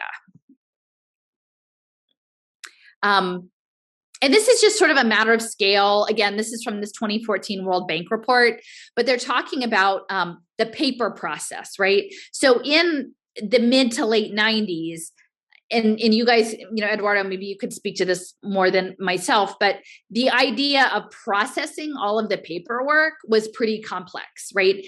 And part of what was done as part of the Mexico program was to develop standards for record keeping and to be able to scale things more efficiently. So within the schools and within the health units or whatever, like the health clinics, they had to develop the systems for standardizing the records to keep track of everything. Because again, if they couldn't make sure you did what they said, like it was pointless, because the whole point is control. So they need to like measure the documentation that you complied with the delivery of the service. And so there was a lot of infrastructure that was required initially to get the documentation and the administration up. So now we've reached a point that we're going into, you know, cloud computing, wearable technology, digital currency, where we're at the next phase, right? And I think that's what's going to enable it to scale even more than it already has. mean, the only thing I can add is that we are now in Mexico, we are now going towards QR codes. Okay. So, I mean, this process of is getting more refined or polished through getting into a more centralized way of connecting things. And just connecting it back to California, you remember the Daily Pass that was in the Los Angeles School District? Again, QR code. And that the first time I ever actually saw a QR code in connection with a child was with Rocket Ship Academy charter schools in the Bay Area. And they were working with Clever, which was the interoperable data system. And with kindergartners, they said, oh, these poor children, it takes the teacher an hour to log them all in on their devices, and that's too much time. So here's a QR code on a laminated card that the kids use to log in to, they hold it up to the camera to log into their daily different, but it was many different programs. So the idea of Clever that it would be across all of the many different online programs the kids used. It would aggregate all of the data. And it was so sad. There's a short video about Rocket Ship and Clever where it's predominantly Latino kids, and the headsets are all falling over their eyes because, they're trying to do the Chromebooks, and they're just like zoned out, like they're kids. Like there's a little girl in a laundry basket, like they're reading, but it's just sad. But they're like, these kids get to decorate their card with stickers, and it's really nice. They can make them totally personal, right? So you've got these impersonal things that represent their digital twin with like little kid kindergarten stickers. And it's just sad. So yeah, with the QR code, I can totally see that.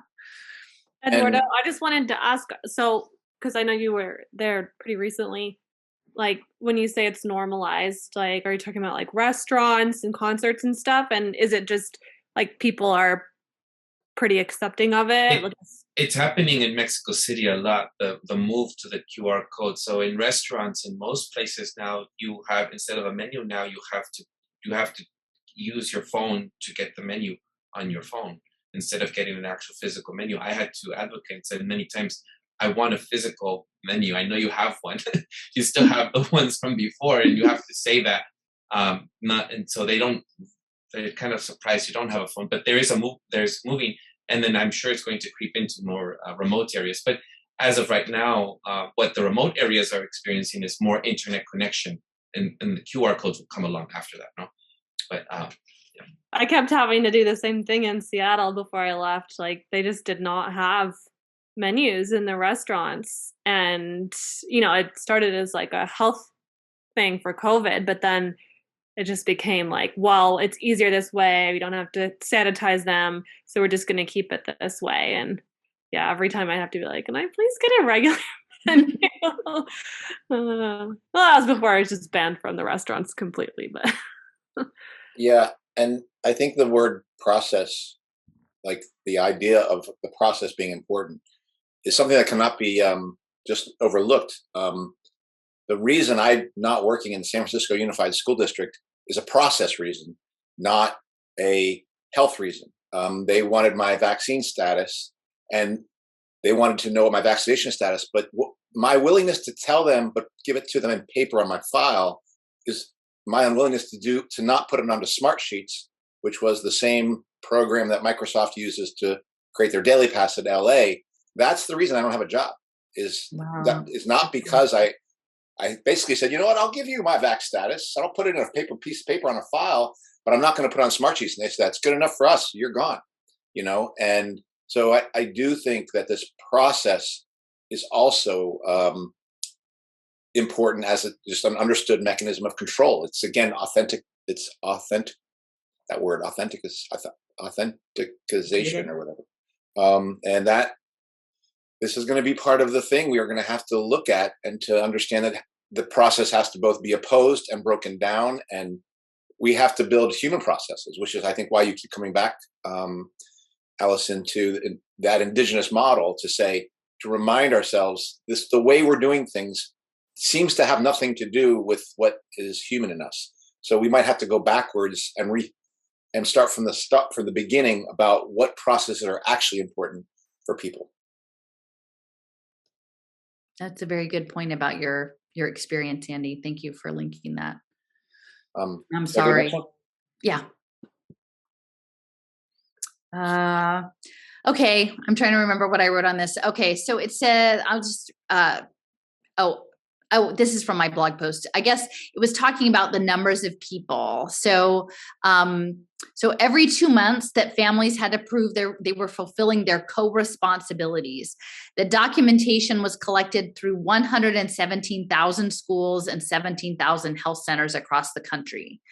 And that Santiago Levy, who was the person who was connected to Boston University, he actually introduced the idea of the electronic health record. So here that's Obamacare, the ACA, and that was Zeke Emanuel, right? And we've got neoliberal, the Emanuel family, the Ari, the entertainment one, Ram, the Chicago one, and Zeke, the biomedical one that, I don't know, I guess we should all be dead by the time we're 71. But get to get that electronic health record. And then really, I think the digital twinning, the priority is going to be, there's going to be sort of 3 areas. One is the education space, the health space, and then your government identity space. And actually, here you go, Eduardo. So the initial overview of the Mexican pilot was done by the International Food Policy Research Institute. So this was all outside of Mexico, and it was connected to researchers with the UC Berkeley, University of Pennsylvania, Yale, University of Chicago. So the people who were really interested in how this program worked were the people outside of Mexico. Like they were the ones, and then the Inter-American Development Bank gave $1 billion to expand it. So it was definitely a test bed for what was coming next, right? And again, it's a pretty long lead time because this thing started in the late 90s, and it's only now just beginning to scale digitally. But the interest behind this, it is an imperative, like it's a domination imperative. It's not any one person's idea to do this. It's like Musk and Twitter. It's not any one person. It's the whole structure that needs to be interrogated. So, okay, so soft and hard conditionals, this is like how difficult are we going to be, right? And like with Andy, like they were like, you're out of here. You don't do exactly what we say, you're gone, right? So on the one hand, they have the soft version, which is like, oh, it would be nice if you would do these things, right? And then eventually they're like, well, we're going to keep an eye on you, but we're not going to do anything if you don't do it. And then, now we have like hard, penalties if you don't comply. And so Mexico is in the hard conditionality realm at this point. Like if you don't play by their rules, like you're done, like the program is done for you. You don't get your money, you don't get your food money or what have you. And so again, I think it's sort of like, it's what we've seen so much over the past 2 years, right? There's this loosening of regulations. There's like, well, it's on the books, but we won't enforce it. But like, oh, no, we'll take it away. No, we'll put it back. Like you just never know where you are in the continuum. It's like, and then at some point you just hit the hard line, and they're just going to make it the hard line. And then if you don't comply, it will be maximum penalty. And again, this is a World Bank document, right? So, they're showing like, see, there's some options. There's some options for you guys. Yeah. Did you see the story? Brandy sent this to me about the fact that 73 million phone users have been shut off in Nigeria because they're not yet willing to get onto the digital ID system in Nigeria. No, I was not aware of that. Yeah, like they basically shut off all 73 million people's phones. That's in the heart, I guess. And this looks like dog training to me. Mm-hmm. Because they're all going to eventually get over to the right side. Eventually they're going to nudge you over there. You don't get to stay on the soft side. Right. And then imagine when the phone service actually is all of your money. But in dog training, the hard side you get until the dog learns its rules, and then it gets the soft side. And and so I guess that's the cybernetics. When we get the soft side, it's a wrap at that point. Like if it's all soft, then it's over. We're in the game. We're in the trap. Like we've already been trained. So the only thing that indicates that we're making any progress is the hard part. And it's just, this is gross. I know. And this is how they talk about people like babies. Literally, this is like the way they talk about hungry children. They put this stuff up there. That's what I'm saying. It's not human. No. This thing is not human. Okay. All right. We haven't even got to eugenics yet. Okay, here's the eugenics. I keep talking about the Fabian socialists because I do feel like there is this thing of like the settlement, the worthy poor, that you do what you're told, that there's some measure of social acceptability. It's built into the social, like progressivism, scientific management of society. And this really came out of like, I was not aware of the eugenics in the left until relatively recently. I was like, really? Nobody told me about the Fabians, right? And so it's a classist thing. It's this idea of like, oh, we're going to have Fabian socialism, but it's going to be like the people sitting in the rattan chairs with the fancy hats get to decide for the poor people what the poor people get to do. And so it's important to know that the Webbs, I'm trying to remember the guy's name, Beatrice Webb and Sydney Webb, maybe, they were the couple, and they actually created the London School of Economics. So they were like the founders of London School of Economics, which is central to the impact investing space. So you can just see, again, this is just an Oxford review, but they're talking about eugenics, mental deficiency, and Fabian socialism, because the other element is like physical deficiency and, people who aren't up to snuff mentally, right? Like there's both sides of things, and that not up to snuff can also be people who have mental illness, but in some ways the mental illness may be caused by trying to relate to societies that are like really, really broken and trying to fit into that, right? It's maybe not the person's problem, it's the structural problem. Mm-hmm. Okay. If we want to click forward. So here you see the London School of Economics. This is fairly recently, 2021. They just launched, the Marshall Institute launches a £50 million social impact accelerator, right? So the Fabian socialists didn't really change at all in, all of those years. They're still looking at like managing society for impact, right? And clearly that impact is going to be tied to profitable outcomes for the people who can invest in the poverty. Okay, we can keep going. Oh, this is a good one. Okay, so this is a clip from January, and Corbyn shows up in Mexico and is going to like talk about how important it is to care for all of the poor Mexican kids. And like he exemplifies this thing because his third wife is a banker. She was from Mexico and she was a banker. So they're going to hook up all of the kids in Chiapas probably on blockchain to get them some early literacy. And is that dude on the far left, that AMLO? Yeah. Every day is very impressive and shows a degree of openness in government which is not found in many countries, indeed anywhere at all in the world. And I think we should recognize that in President López Obrador's approach to government.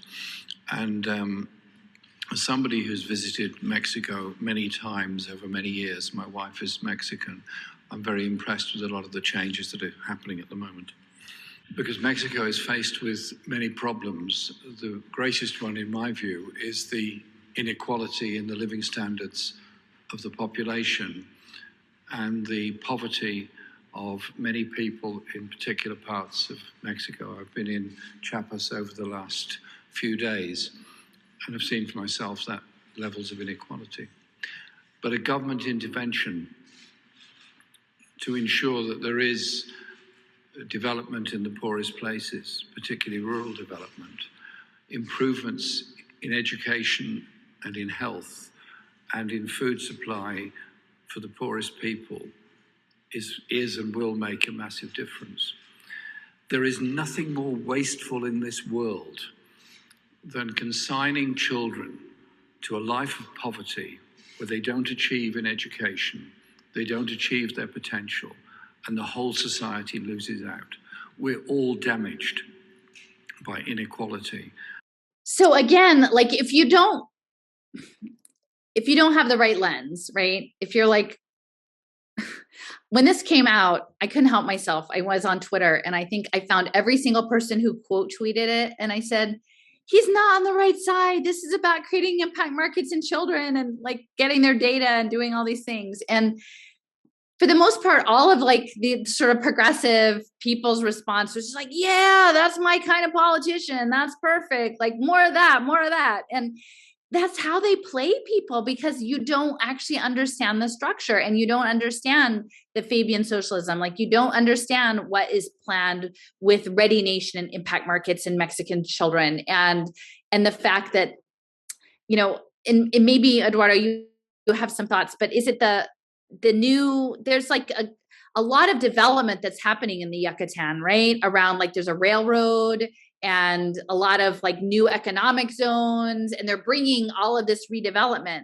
But my understanding is, I mean, there's also a lot of sort of violence from the right wing against people, like indigenous people there. And then there's concerns from the locals that they're creating these railroads and these sort of structural impositions to cordon off and like as to create physical barriers to certain communities, to sort of in a program to, you know, transform them into this new fourth industrial revolution, but really to dispossess them at the same time under the guise of caring, right? Under the guise of like economic development and poverty alleviation. The railroad that is being funded by AMLO, who is supposed to be this progressive, liberal, and left-leaning president, which if you look at episodes past, I was very supportive of and thought he was some savior, because that's what we all thought as Mexicans. And he started as an activist, and he worked with syndicalist organizations down in the south of Mexico. He's now using these capitalist ventures, cutting down forests in the middle of in the Yucatan, and to build this railroad. And then to the vaqueros, or you know, the differences between the indigenous people. I think that's also in Guatemala. Kenny can speak to. It's like constantly the ranchers that are separating themselves from the indigenous people. I mean, I think people think that Mexicans are all, or Latinos are all just this. We just are all the same. We have these differences between the indigenous people and the ranchers, and there is a desire for them just to be take away their lands. Kenny, you want to say something around that? I mean, that it just ties to like the whole process of, at least how I understand capitalism, from its very inception. You know, you gotta dispossess people, take them away from their, you know, the levels of autonomy, you know, and direct dependency to the land. That's literally what happened in Guatemala. The wars of the 80s and 90s was about private property. You know, yes, communism, right? But indigenous people were used to sharing land and stuff. And so in the name of progress, right, these presidents acting on behalf of Chiquita Banana or, you know, United Fruit and other corporations like that, the military came into these communities to dispossess people, you know, in the name of progress. And I guess, I don't know exactly what's happening in Mexico, but it just sounds familiar to me, you know, because again, yes, those wars killed, in Guatemala, like 200,000 people died in 36 years of the Civil War.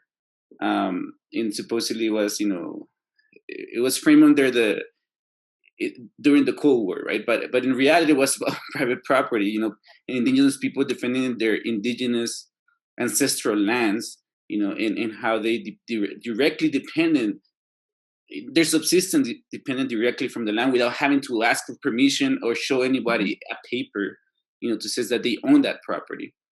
You know, they just shared property. There were, you know, a lot of practices that were broken down again through violence, through the imposition of private property and the legalization of, you know, the parceling of land and who has the right to use those lands. And so again, this is interesting because I know that in the Yucatan too, in that whole area of Mexico, the whole concept of ejidos, right, is very alive, where people, you know, if you work the land, it's yours. If you don't work it for 2 years, you know, I'm summarizing, but it's no longer yours. But that's been sort of the deal people had. But now it's not surprising that in the name of progress, you know, you have these corporations come to eliminate all those agreements that are very rooted in ancestral practices that actually don't depend on government. It just depends on the communities agreeing to it.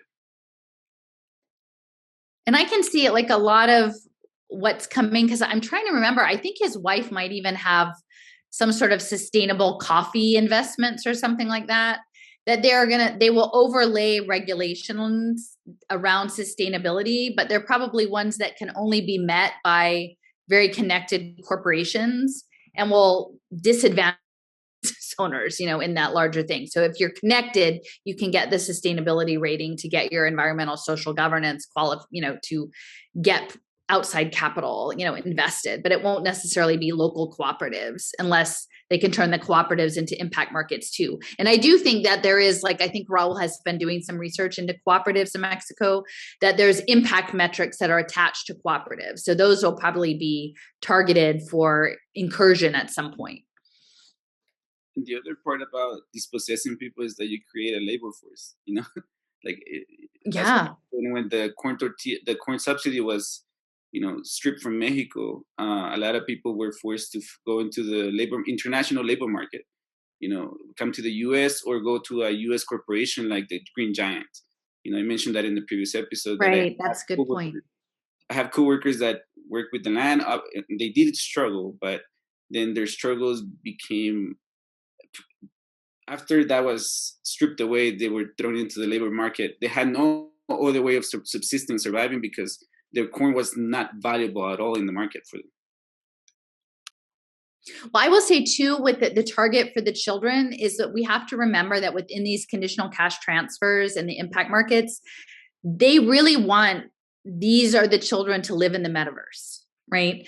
And so I think that in the name of progress, they're going to need to break down their social bonds in their community and probably try to transition them into structured schools, certified preschools, things that, again, on the surface, you would be like, oh, quality, right? But quality to what end? Quality is meaning to groom them to accept this future that is increasingly disconnected from the real and more in these gamified worlds. Because and that's the next international labor force, is the metaverse builders, right? To code, we're going to train you up to love the metaverse and want to code and live in the metaverse and create digital value. Just the last comment. All the stuff that these people are talking about in this video, to me, it sounds like the civilizing process, right? Like bringing everyone into the civilized structures of the world because they need to be saved and educated. Right. It reminds me of the, Kipling's White Man's Burden. Mm-hmm. Exactly. But a lot of people, hundreds of people retweeted, loved this, said how great it was. And I'm like, no. That's not what you think. But everybody wants there to be something nice. So they're like, oh, someone's finally saying something nice. I'll like that. I'm like, no, they just know how to yank your chain. Yeah. Jessica, do you want to comment on this thing? Because there's something I want to say about Corbyn. Yeah, I just on that last point about civilizing, I don't know how many times Corbyn said education in that 2-3 minutes. It was a lot. And yeah, I'm sure sort of mainstream progressives, like you're saying, reading through the people's retweets or whatnot, Allison, I understand that people are hearing that from a different frame. But if you look back, right, the history of colonization, education's arguably the most powerful weapon, especially when you're looking at it from an intergenerational frame, right? And we know a lot of these people, Corbyn, but these are long-term projects. And I think, yeah, like you said, Allison, when you're talking about part of the project being to break down social bonds and literally to rewire your brain, education is going to be pivotal to that. It's not going to be what it sounds like or what people are hearing. I think they're just hearing what they want to hear. Yeah. And it's listening to this has sort of forced me to kind of go through my own progression as a socialist. I was in an organization that would have, at least in 2010, and I was part of it, would have said to vote for a person like this. It's not enough. It's not a revolution, but at least it's going to help people. I at least later came to the conclusion of, no, this is not going to help people. It's a distraction, or it's a deflection, or even called it a lie. I would have called it a lie and just said, I don't believe this person. He might claim himself a socialist. He's Bernie Sanders. He's Jeremy Corbyn. He's there to sell. Behind him, he's there to sell another product, and he's just lying. But now I see it differently. I actually think he's telling the truth. Like, I actually think he's actually calling out the structure that is going to be used to strangle us. Like, and it listens. And this is largely a result, Allison, of your work and Jake and the last 2 years have allowed me now to understand. And this is something that me and Eduardo and Kenny have talked about. Because Eduardo has talked about those people who are just kind of holding things at bay before the whole thing snaps shut, keeping that little forest alive before the whole thing snaps shut. And now it's just clear to me that these people are not trying to slow anything down. They are accelerating the process of the prison being constructed for all of us. And they are literally just, maybe at best you can say pretty words, but really what they are selling the project of imperialism, of colonization, of attack on workers. And so the reason I say that is because I think all those people who were tweeting that out, I was caught only 10 years ago. I would have been like, okay, this is not fully my thing, but can we be against such a thing? Don't we want to deal with poverty? Okay, we got to do something, maybe that's going to go in the direction of some kind of change. And it's not. The direction Corbyn is laying out there, if you're a socialist, is literally the opposite of the direction that anybody who wants change has to go in. You have to fight that guy. You have to take that guy's program down and dismantle it and to actually liberate, because everything he's talking about there, education, government, programs or whatever, are being put in there to trap people and to build a bigger trap for all of us. Particularly now that we talk about Mexico as a laboratory. He's fucking part of the experiment, and anyway. So I understand. I've been there. That's what I'm going to say. So I can't just say, and if you'd have tweeted that, if you'd have tweeted that out to me 10 years ago, Allison, I'd have been like, I would have not listened to you and have been one of your haters. But we are going to have to figure this out, because I don't know what to say about it, but I've had my own transformation that hopefully more people will see that there is no half measures now. It's going to be all or nothing on both ways. We are either all going to be in what you would call the global brain, or we're going to fight. We're going to stop that and do something that's human. There's not an in-between ground. Thank you, Alison, for mentioning that train, by the way, Maya train that's going to be crossing through rainforest and the archaeological sites in Mexico, because I mean, there's so much. I'm inundated with information that I don't always talk about other things. And this is one of those things that I just realized, Jesus, the stuff that they are trying to do in the project they're trying to do in Mexico and the South. I just put a link on the chat, and it's amazing where this train will be cutting through indigenous lands and also rainforests. And this is all under neoliberal and capitalist ventures. That people are trying to promote this as something that's going to be great for the people and for Mexican people and for jobs, and under the name of also trying to help people with education and for nature and whatever. And yet it's going to cut through and scar the south of Mexico, just right through.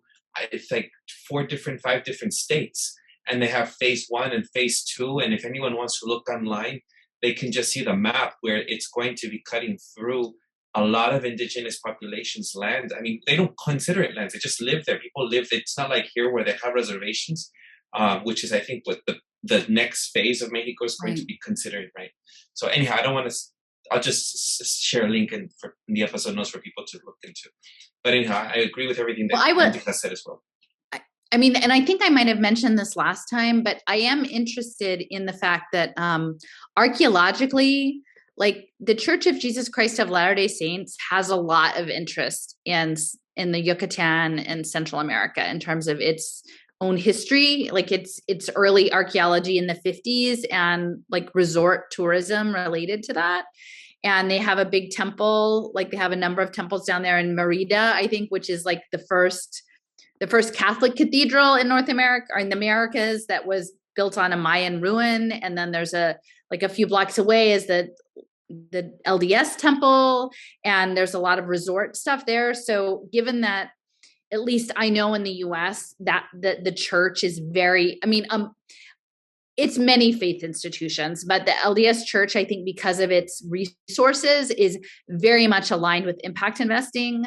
I would also just keep an eye on like how that overlaps with what's happening in the southern part of Mexico, because they have like cultural interests there in terms of the story, their narrative arc story, and their sort of history of tourism and resort development and impact investing. So I can imagine there would be some overlap. Again, I think this speaks a little bit to what Eduardo was saying earlier of all these outsiders coming down into Mexico and like making themselves at home, because again, within this eugenics construct of like managing women and children into a certain model, it is grounded in this early 20th century, like fitter families, better babies. Like what do we ultimately want the babies to be like? Well, we'd like for them to be like the perfect, white blonde baby of the Panama Canal Zone, but maybe we're not going to get there, but we're going to engineer it. And increasingly, as we have our whole genetically modified food systems, right? And our health interventions that we're going to require people to get assistance to eat. I think that the level of eugenics cannot be underestimated. And I mentioned last time about Dominic Cummings, who was the advisor to Boris Johnson, that he literally straight up talks about eugenics on his blog, like educating children according to their genomic profile. And when he was called out about his new sort of DARPA-like project by a Black female politician about eugenics, do you think eugenics is a science and should we be putting resources into it? And he just dodged, saying, I don't know what you mean by eugenics, but synthetic biology is really great and we totally need it, right? And so now I really do think that the whole synthetic biology paradigm has shifted over, and no one will call it eugenics, even though that's literally what it is. And the clip that I have on my YouTube website from David Rue, he's saying that they are in a position of changing the human germline by doing some sort of crazy Gattaca-like essentially breeding program for humans where they're adapting genetic material in petri dishes. They're literally talking about sort of this post, a managed genetic population. And he's on the board of this Jackson Labs, which, is a eugenics-based program dating to the 30s. They don't call it eugenics anymore, but it's one of these primary mouse research lab programs up in Maine. So these are things we should all actually be talking about eugenics and imperialism and what the implications are for these behavioral condition payments. But I don't really see that happening. And unfortunately, in many of the narratives out there, they around the resistance, I think there's still racial undertones. Mostly sort of anti-China and different things, but it's a problem, I think. And I'm not saying this just to be politically correct or woke. I'm saying it because this is actually a central part of the story and we seem unable to incorporate it. Not we, but broadly, it's not a major part of the story at this point. So. Yeah, I have one question. Maybe what's the difference between people who talk about racism and racial injustice and people who talk about eugenics? Are those the same? Is that the same discussion? How's that discussion different?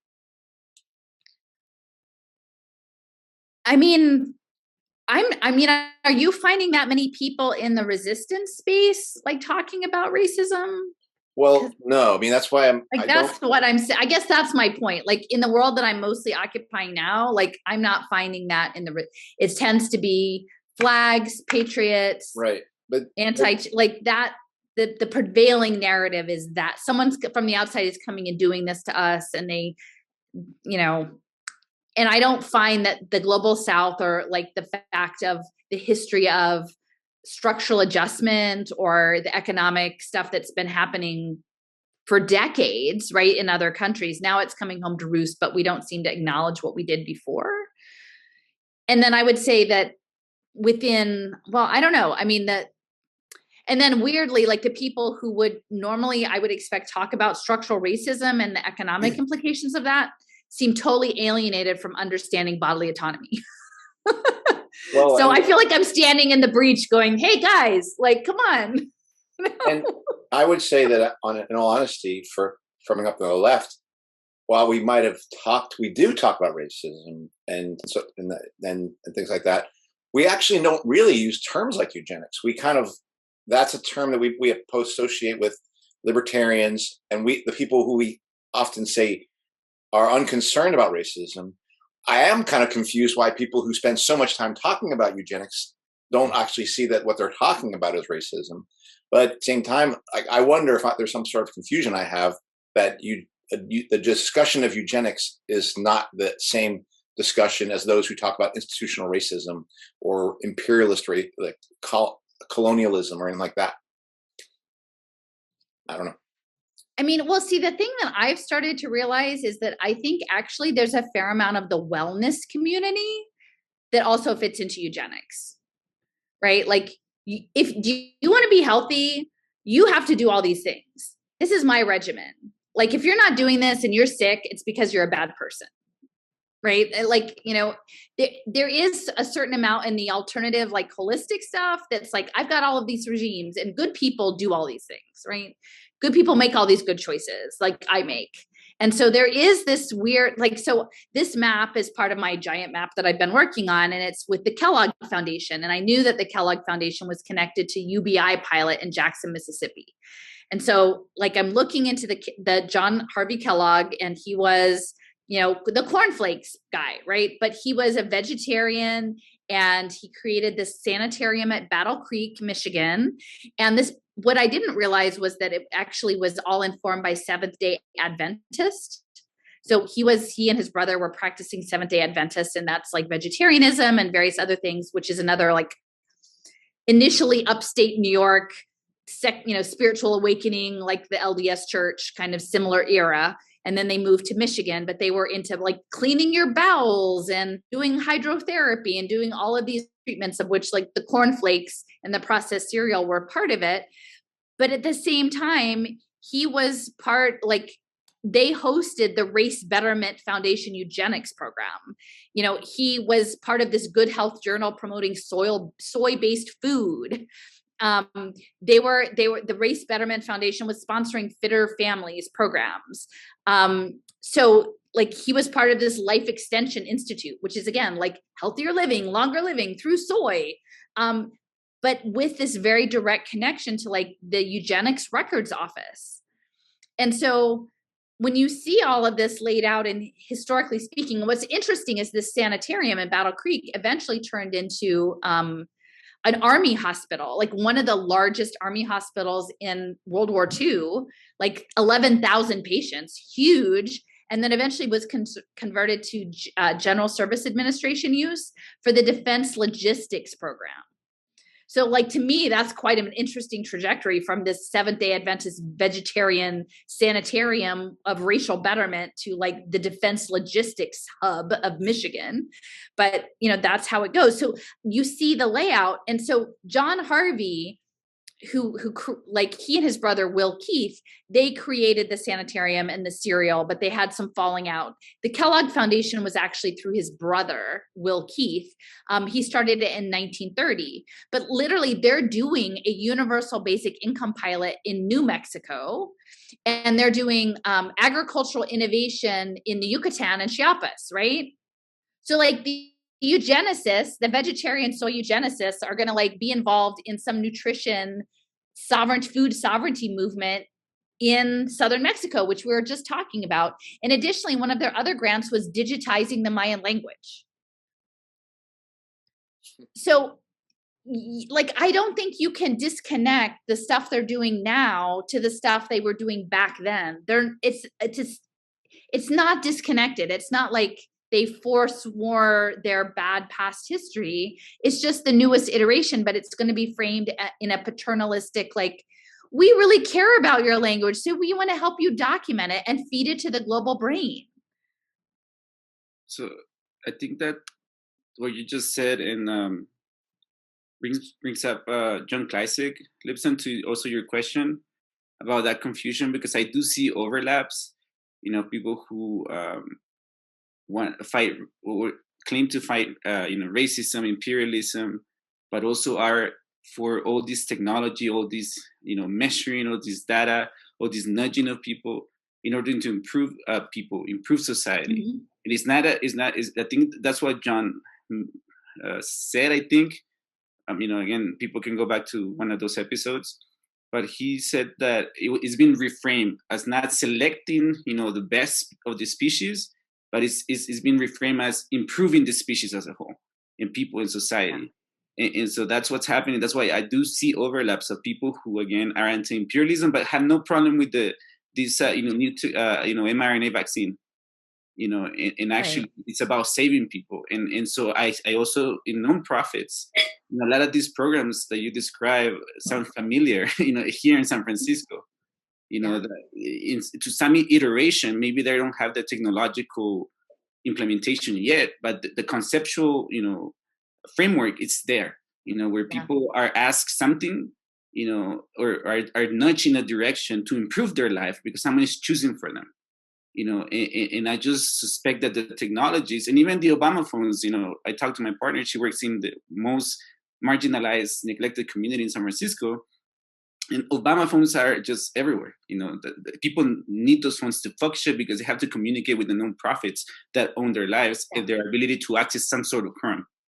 Yeah, that's so exactly it already exists in that, and it's not like, again, the technology is advancing, the concept is there, and the willingness of good, well-intentioned, I guess, people, a liberal progressive type, is there, and there's no questioning of technology.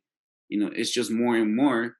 Even us, like, I think there's not even questions that we can use Google Sheets, in all the Google products. Yeah. Like, even though we're fighting smart sheets, I know. we are using all this stuff. I know. Yeah, I know. Yeah, you're right. It's pervasive. It is. Yeah. My point is that it's already part of the culture of accepting all this technology as a means to save and improve, and do better, or even fight the system. Yeah. I know. Oh, I do want to point out one other person on this thing. His name is Irving Fisher, and he was the first president of the American Eugenics Society and part of this Life Extension Institute. Because again, a lot of this is anti-aging, improve the quality of your life. He was an econometrician.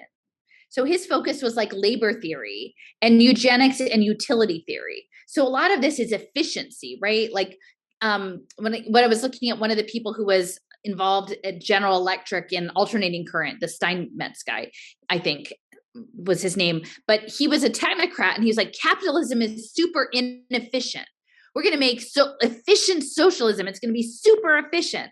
And so if you're going to make it efficient, then all of the people have to pull their weight and be good and be healthy and do the right thing, right? That's the efficiency thing. Like everybody's got to get with the program for the collective good. You've got to self-improve. And so there's this, and it's a cybernetic impetus. It's not something that people have come to as like a cultural norm that they've decided. It's been imposed by like an engineer. Like, we've decided to engineer society, not that individuals collectively have decided how to like govern each other, like, govern their communities. It's a social network, really.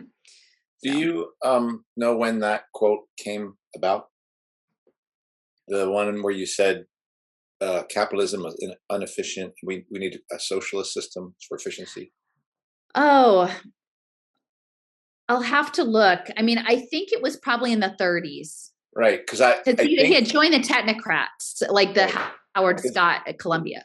The reason I ask is because I thought it would be around the 30s or 40s, because the whole claim to fame around people who were supporting the Soviet Union and Stalinism at that time was the fact that the Soviet Union at that time was not seen as having its the stock market crash.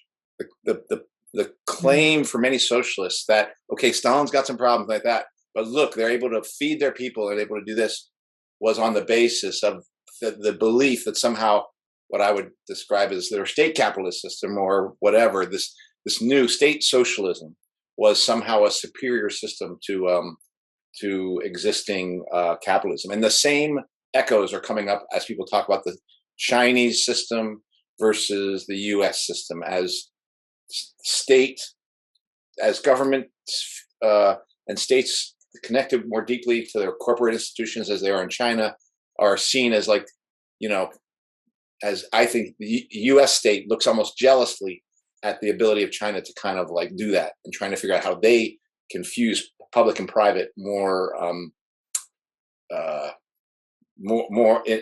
deeply and more across the board. Definitely. Yeah. Go ahead. Okay, so this is just a slide. It just shows that Kellogg is in Mexico working in microregions, and again, the southern part in Chiapas and Yucatan. I think looks like that little stick is like probably near the cathedral in Merida, where the first social impact conference happened. Actually, evidently. So yeah, so that's all that is. And if we click forward. Yeah, again, some of the, if you want to look back at this later, people who are more familiar, but these are the communities that Kellogg is operating in. And again, these are people who were at the time connected to the American, Eugenics Society. And we can keep going, just click through. So this is just some of the grants, right? But to promote the revitalization of the Mayan language. Through a linguistic corpus. So I think, again, that there's a certain amount of ownership there that they're looking to, because I do think that there's quite a bit of sentiment analysis and worldview that they want to digitize. We've got like improving healthcare access in Chiapas through a program around training community leaders as health promoters and referrals to public health system, which again, sure, you want people to have access to care when they need it, but if it's something that's really a managed system that's managing them towards posthumanism, there's questions. And the last one is maternal health, which is again a huge area, and it's not inaccurate to say that there are really extreme health disparities for low-income women and Black and brown women, like within the healthcare system. The question is, do you trust the system itself to self-rectify within how they treat pregnancies and other things? And my sense is a lot of it will be burdens placed on women to behave better, like within the existing system, rather than to actually fix the system that's broken. So I don't know. Maybe this is now because Jessica's part of the show and she's really getting me to see these things. But every time now I see improving maternal health, I just say that that's the opposite of what's happening. Like it just, and again, like Jessica pointed this out, and it came up in that episode we had from Luminary Village. Controlling women who are giving birth seems to be a really important thing for the system. And like that one really stuck out to me. Yeah. And they're going to make it sound great, like midwifery training. But again, they probably want to create credentialed programs that all of the people who might be the outliers, like the birth assistants and things, have to be properly credentialed on blockchain, right? To make sure they're the good kind, right? And then the whole system gets pulled in. It's the same like when I talk to people about the homeschooling. Like their goal is to get, through there by offering vouchers, assistance, support to get into every crevice, everything that might be beyond the enclosure, to like incorporate that into the Borg hive mind. I mean, by strengthening the skills and knowledge of traditional, but these people don't have any knowledge about the skills and the knowledge of the traditional midwives. They're coming from a completely different set. They're just basically, they can only do anything but de-skill them and say, you got to do our thing. It seems the opposite. And I mean, I don't want to go like too far down this rabbit hole, but when they say midwife, like they probably don't even mean the same thing as midwife in like an indigenous or, more traditional role. Like we see that just broadly, like midwives in the US and anywhere where there's like centralized healthcare and, they're basically state operatives. Like the word doesn't mean what it, did several hundred years ago. And only $80,000. That's not even that much money. Yeah. I'm like, what are you going to do for $80,000, right? Yeah. Okay. Oh, there you go.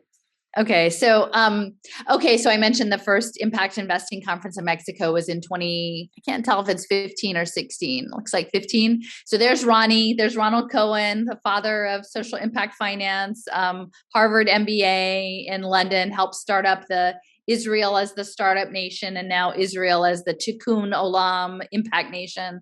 And so it was in Merida, Mexico, was where it was held.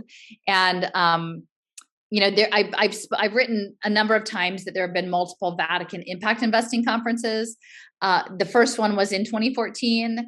And they talk, here's the Pope, so in addition to, there's the LDS Church, or the cathedral is there, and the LDS temple and then the Catholic cathedral are both in Merida. But the Pope is saying, it is urgent that governments throughout the world commit themselves to developing an international framework capable of promoting a market of high impact investments and thus combating an economy that excludes and discards. So doesn't that sound charitable? Well, again, just opposite world. Like the very system, and I'm thinking again about my situation as SFUSD. The very thing they said about their smart sheets thing was that we are attempting to build this broader, they didn't call it an international framework, but they call it a statewide framework. And because of that, we can't oblige you your paper version. So therefore we are going to both exclude and discard you. So the very process of building an international framework means people have to be excluded and discarded in order to do that. Yep. Quality control, compliance control. What was that chooser? The great chooser. Going back to your first quotes, what was that darn thing that was quoted about? Your first slide. The superior chooser. Yeah, they've chosen. If you don't go along, you're discarded. Well, and I will say too, here's the quote from Cohen. Can we just go back one quick sec? So it says, what we're doing is going to change financial markets. It's going to begin to allocate resources, not on the basis of just risk and return, but on risk, return, and impact. And that's Sir Ronald Cohen. So again, I think what the left doesn't want to understand is that the nature of the markets are changing, but they're changing because the players have decided it's time to change the market. And the impact piece is the data surveillance piece. So now not only are we going to create these markets, but we are going to create evidence-based what works government of privatized public services that allow us to call it impact, but really what it is global data surveillance of vulnerable communities. And that's what impact really is. So, this is just one, you don't comply, bad things happen, right? The nutrition energy component, right? They don't call it food, right? Because it's going to be your pellets. Literally it feels like you're like these poor animals in a lab, right? Your nutrition, you have not fulfilled your nutrition energy requirement. The education is part of it. If you don't attend school, and I mentioned last time that Bloomberg, brought that to New York, and people are like, "What? Why are you bringing this stuff from Mexico up here to New York? We're not the same thing." And it's like, no, man, you're the same thing. That's what's coming. And then the elderly. So the elderly are targets too. So if you don't go to your health appointment and you're an older person, they're just going to drop you off the rolls. So the compliance in Mexico is they're in the hard line. Okay. And here's the key. So it says should and do evolve. So when we're talking soft and hard benefits or unconditional cash transfers and cash transfers, they're anticipating that as you can, your program is more established, that you can start with unconditional money and then go to conditional. This is the World Bank straight up saying, they're offer them the free money first.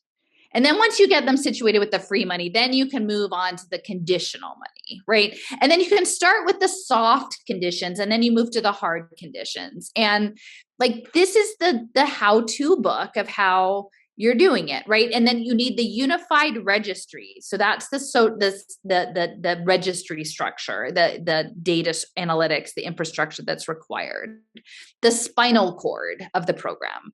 So again, we know all these things. They just put it in writing. They just tell you it's not hidden. They're trying to improve people's lives, so why would they hide it? Yeah, but I mean, like that's pretty blunt. Yeah, they just, hey man. But I guess when you just see UCTs, go to CCTs. It doesn't look so bad. It doesn't look so bad, right? Yeah, it's all programmable. So again, I've talked before, and this was part of my whole discussion about, my issue with digital child labor and Derek Bros and online learning and gamified learning and education is that they really want to put all of education on blockchain. The World Bank is central to this. They're going to call it a learning economy because the intention is literally that the next phase of globalization of remote platform labor and remote robotic work is going to automate many, many people out of jobs. And so there will be people who their only job will probably be to learn things and train the AI, and that you will get and interact with digital content and feed your emotion into the machine. Like that's part of the social emotional learning. So, they're planning for it. And again, like I do feel really strongly that they want the global South to build this metaverse, both from like a low wage standpoint, from a social impact standpoint, and from the standpoint of communities that still have a more direct connection to their culture and land, to sever that connection further and to create that inversion, like particularly Black and brown women. Like I feel like those are going to be big, big targets for all of those reasons to build this new empire and call it gender equity, right? So. So this is the food assistance pilot, Eduardo. I forgot I included some things. So the CELO research pilot, they actually created a test lab. And the important thing to know with women and children is they've developed something called a 2-generation program. So why have one impact market when you can have double? So what they want to do is they want to get data analytics on the children and the mother and say, if we improve the mother, we can also improve the child, and we can track them both, and we can double dip on our impact. So they will create scenarios where they need to put women into, train them for jobs, like to build the metaverse, and then put their kids in franchise childcare and get the data analytics off of them there too. And again, I'm not trying, I consider myself like a pretty progressive person. I'm not here to say I don't want women to have fulfilling careers or to be able to that I need them home and pregnant or anything like that. But at the same time, we don't value women's work. We don't value what the cost of social reproduction. And that's what Silvia Federici is so excellent at unpacking, among others, is that there is capitalism makes its profit off of the unwaged work of people in the home. And then if you can remove children out of the home and put them in childcare and put women to work, you actually create new profit centers. And so that a lot of that, welfare support to get women into work and women and children into childcare is benefiting the data economy in both ways. So in this, they created, it was like a community assistance program. Let's see, a CELO wallet. So they got a digital wallet with a bit of money that they can earn things. You could get a meal, a drink, a haircut, or a manicure by paying with a QR code. Now, this is in Mexico, right? And they put these women in a boot camp to learn how to be web developers. So we can keep going. Although these women don't look that low. I mean, no, not appearances aren't everything, but they look pretty hip. So I don't know. You want to keep going. So this was in Mexico City, and they had a test bed to see how this would all work. Because all of this is about developing small scale prototypes, right? Move fast and break things. That's what they do. So what they did was they were paying people in script with QR codes and having them work at do training in these laboratories. And then they were tracking their interactions, their financial interactions. And from their financial behaviors with these digital wallets, they created mental models of the participants. And all of it was translated into the app. Right. So it's financial attractions, it's QR codes, it's apps, it's framed as in women empowerment in the tech industry. And this is all happening in Mexico City. All right, Allison, what do they mean by mental models? Well, so essentially it's like this digital twinning, you have a ledger. And so every transaction that you make shows your decision tree. Like, did you get the manicure or did you buy the drink? Like, what time of day? Like, it's all of the metadata that's attached. And so, like, the financial behaviors, I don't really know how much mental model they could build, because I don't think they put a ton into these people's wallets and they just track them for a few weeks. But they use the technology to mirror their values, essentially, as shown by what they chose to buy. Like, they couldn't buy all the things with the wallet. Like, the wallet was programmed so they couldn't get anything they wanted. There was a limited selection of choices, and then among those choices, like, which women picked which things, right? And they probably correlated it maybe to their training program as well. And so that's what the big data analytics, like, for me, that's why the blockchain is so central. It's not, there's unstructured data that's floating around all over everywhere about us all the time, and that's not great.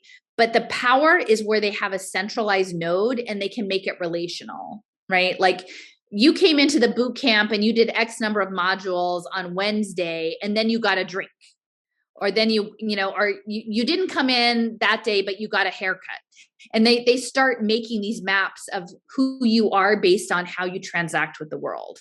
And some of it is going to be money, but I think increasingly, as we were talking about this idea of having a transit pass where you could maybe accrue script for being a good citizen, like, some of it isn't actually even going to be what we understand as money anymore. And so really, the things that you value and the work you're willing to do for things and how you represent yourself is going to be mirrored through the blockchain system. It's part of how they build out the twins. So, I mean, the thing for me on the mental model that was really a crux was when I realized that Carnegie Mellon University, that the personalized education systems, like the online learning like where they deliver you the next item based on what you did in the past, these AI models were actually based on creating a cognitive model of every student. Literally like a real-time developing granular model of how your mind works, so that the AI could tell you the next thing that you needed to know. And most of this stuff was related to math curriculum, but they're like, okay, so here's the next thing. But the trick is within cybernetics is, what are they engineering your mind to be? You didn't program the end result of what you wanted out of the program. Like, the personalized learning program is programming you as much as you're programming it. But it's all predicated on the fact that they can digitally represent the aggregation of all your thought processes up to that point and how you've interacted with the platform. And then with Clever and the QR codes, how you've interacted with multiple platforms. And the AI will like correlate all of this data as a visualization and go, ta-da, now you need to learn this next item. Here we've chosen from our, portfolio of content, this will enlighten you further next. And it's really not that different than, like the Netflix analytics or YouTube analytics. Like, they're already doing it. So, but all of it is based on this idea that there is a digital representation of you somewhere that the AI is drawing on to decide how to shape you. It's cybernetics. Like, you're shaping it and it's shaping you. And then who's actually driving the train? This is why I think it's a good idea to share passwords for accounts. So, algorithms, so they think that you have multiple personalities. I would say anybody who hasn't read the book Feed, M.T. Anderson's book Feed, it's a young adult novel, but it's quite fascinating. It's sort of essentially it's this near future dystopia of climate, whatever. But the protagonist is a homeschool girl, and her father studies dead languages, but they're all like computer coding languages. And so she goes and like, it's all based on your shopping, like your identity and your feed. Like, but she goes and intentionally messes with all of her stuff. Like, so the feed can't identify, like slot her into any category. And then at some point she has a serious health thing, and she can't get any insurance because it doesn't know how to identify her. Like, she's confused it too much. And then the back end is that like eventually she dies because she can't like get health care because it doesn't know it doesn't have a coherent mental model. I know, for example, that there are jobs now that check your social media, presence. And like, I basically like, one is just politics, on Instagram and posts. And then like but by and large, I mean, obviously I have a presence online, through other people, because I even appear on pictures that I didn't know I was in, but the algorithms from Facebook are telling me I was in the picture. So there's still a presence, right? But my point is that that it's already happening. That I've known of jobs who will check on on someone's social media to see who they are. And if you don't have a social media, even among people, I've seen it where they think you're weird and you're not trustworthy because you're not open. At least it gets you damned if you do, damned if you don't, right? But imagine if I ever try to go back to work. Oh my gosh. But I think that what Allison you're getting at is while it might just look like surveillance, collecting data on you, you're also talking about a process of building something. It's not just about collecting data, but it's feeding that data to a thing that's itself being shaped and changed by that, which will then come back and attempt to shape and change you in the question you're posing. Which I think you're being generous when you pose the question of who's changing who. We're talking about surveillance and data that's being utilized for the idea of building this thing that is actually that is there to control us. So it's not just a question of what social media stuff do I have out there, but literally they're building an apparatus where I feed it by acting and by doing things within it, and that this thing that I'm feeding itself grows and changes to become I imagine better at figuring out how to nudge me or control me or direct me for whatever aim is behind the thing that is building that it set up the architecture for this AI thing. Yeah. And to do it in a very subtle way so that you don't rebel against it. Yeah. It makes you want to participate. Oh, this is a good one. Can we play this one? Yeah. So this is about sort of swarm intelligence and us as agents, this idea of people and their digital twins as agents in social networks. The models themselves, they kind of showed that they were incomplete. So computer simulation then was possibly an alternative. But for the computer simulations, you also have to make a model. That means you have to make a simplification. Now, the great innovation for me of this domain of complex adaptive systems, I prefer to use that term rather than complexity science, because in complexity science, different people tend to look at different aspects, and some people will speak about chaos theory as complexity science. Well, chaos theory is not really complexity science in my view. So complex adaptive systems, the greatest insight for me was that we can model things by having these agents. Agents are kind of little bits of program that are programmed with what is called a condition action rule. In this condition, the agent does that. In this condition, it does something else. And now you just throw a whole bunch of agents together. Each agent perceives some condition, performs an action. That action changes the conditions, not only for itself, but for all the other agents. So you now get all these kind of direct and indirect interactions between the agents, and that leads you to all kind of very interesting results. I already gave the examples of ecosystems. In economics, of course, where the agents that are people who buy and sell things, depending on what one agent sells, another one may buy, prices may increase, and you may have all these kind of nonlinear effects on the stock exchange. That, in se, is a very interesting paradigm that illuminates a lot. But of course, it depends on what do you choose as your elements? What are your agents? And what do you program your agents to do? And what people typically do is they have some kind of a simplistic view of what the system is. They program the agents. They see that maybe the simulation doesn't do what they want, so they play a little bit with the rules until they get something that looks nice, and then they say, well, look, we have proven that this and this will happen. But actually, they have just proven that this simulation of these agents with these rules does that thing. Yeah.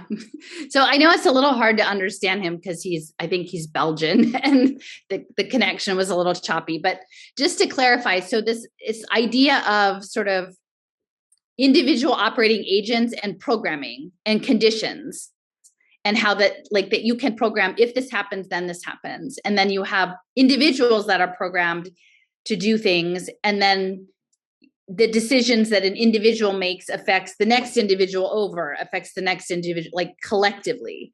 And so they model these simulations for like modeling economies or modeling disasters or modeling other things. It's based on the idea of like, it's called stigmergy, I think, like ants and termites, that you start with sort of disorganized behaviors and then it becomes more organized. But I guess within the context of what we were just talking about and programmable money, he's talking about agents and what do you program them to do.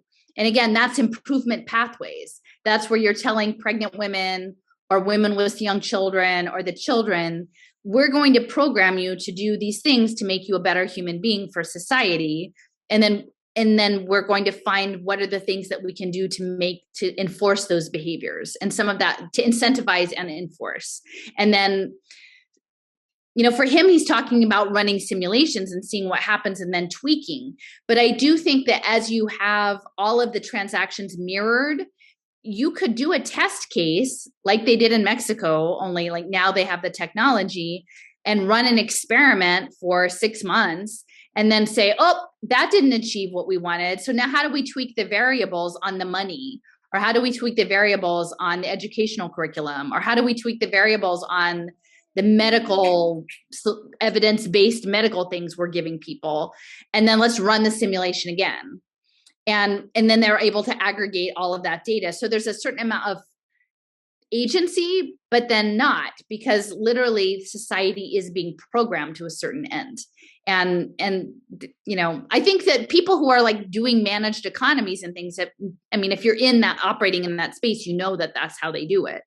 But I think up until recently, they haven't had the capacity to control at such a granular level so many people. I don't know if that makes sense. Yep. Okay. So this is just talking about that they're going after both generations, and they're separating women from young children and then getting the data off of both of them. And then I have a friend, Lynn, who's running for a seat on the Dallas County Community College Board. And she's presenting tonight on Greenlight Credentials, which is a blockchain platform for transcripts for community college. And I would say in Texas, again, they're going after Latino kids in the Dallas school districts, in these Texas school districts, as impact commodities. And also Greenlight, in addition to being used in their community college for tracking credits, now wants all sorts of like mental health data too. And so they're selling it to kids as like dual enrollment, community college, get an associate for free, get a heads up on college, but it's going to come with a blockchain transcript, and that increasingly this private company Greenlight is going to overreach and want to get access to the student data. And within that program, the community college program, they're even going after the mothers of the students by saying, oh, did you not complete your degree? Look, you and your child can do this together, right? How you can have this family bonding experience, and you can continue, get your associates while your student is doing their associates. And isn't that great? And, at first glance, it seems like nice, but once you realize they're creating both of those as impact markets and data collection scenarios to track people into planned economies, it doesn't feel so good anymore. And so these are some of the donors to that boot camp in Mexico City, right? You could just imagine the charitable intentions of all of these groups, right? Google, Cisco, IBM, JP Morgan, Citi, right? Yeah, just if you go back, I'm not going to go back to that picture because I looked at that picture of those young people of color. They're smiling. They look pleasant enough.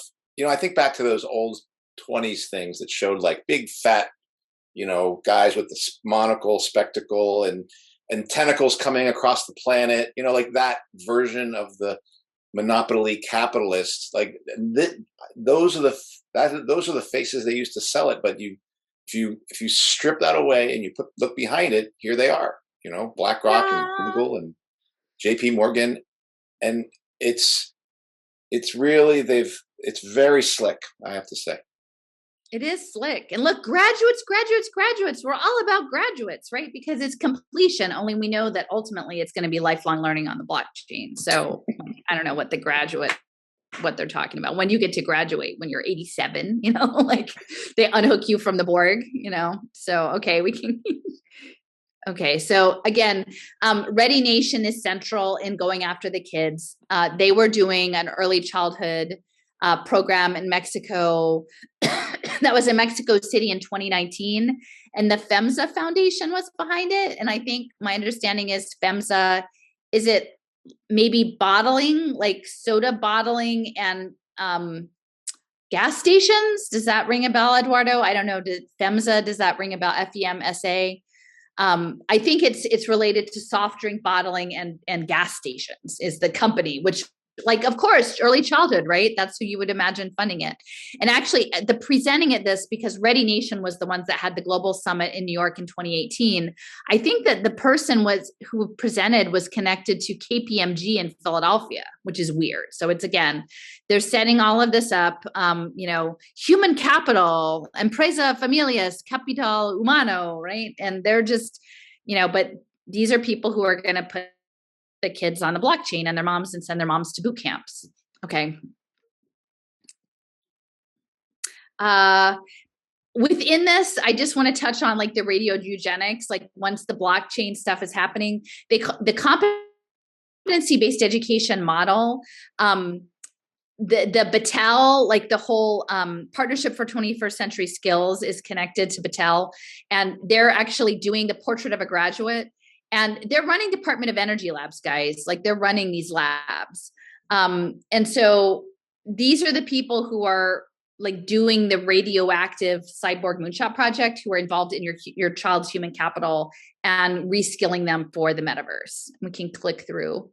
You can keep going. We can do these kind of quick. So again, Dallas County Promise, helping students tell their story on the blockchain, right? And, black and brown faces there fronting the Salesforce. You see, you guys, all you Bay Area people, they're going to help. They're going to help the kids tell their story, right? We can keep going.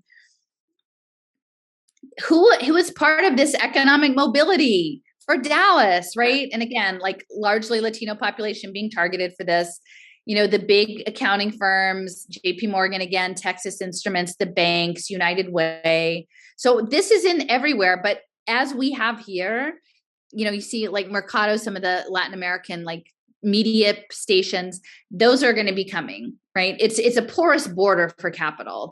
They're working both sides of it. We can keep going. I see commits up there. Yeah, so commit is central, like to strive together. It's sort of the facilitator, and Todd Williams was former Goldman Sachs, Boston Consulting Group. Yeah, and so you've got so here they're like, okay, so Prospera ended, a tragedy. Yet now it's gone. The big question is why? Well, we know why. I mean, it's gone because the subsidy program is going to be undercut by free market investments in human capital. That's what's going to be set up. That's what Corbyn is coming in, right? And I think Mexico is actually was in the first cohort of digital nations. And I don't know how fast they're moving on digital identity in Mexico, but it should be coming because literally they were in the first group. So once they get them on blockchain, then all of those people become investable commodities for global capital. Okay, we can keep going. Oh, can we just watch this one really quick? This is the one where they zap you.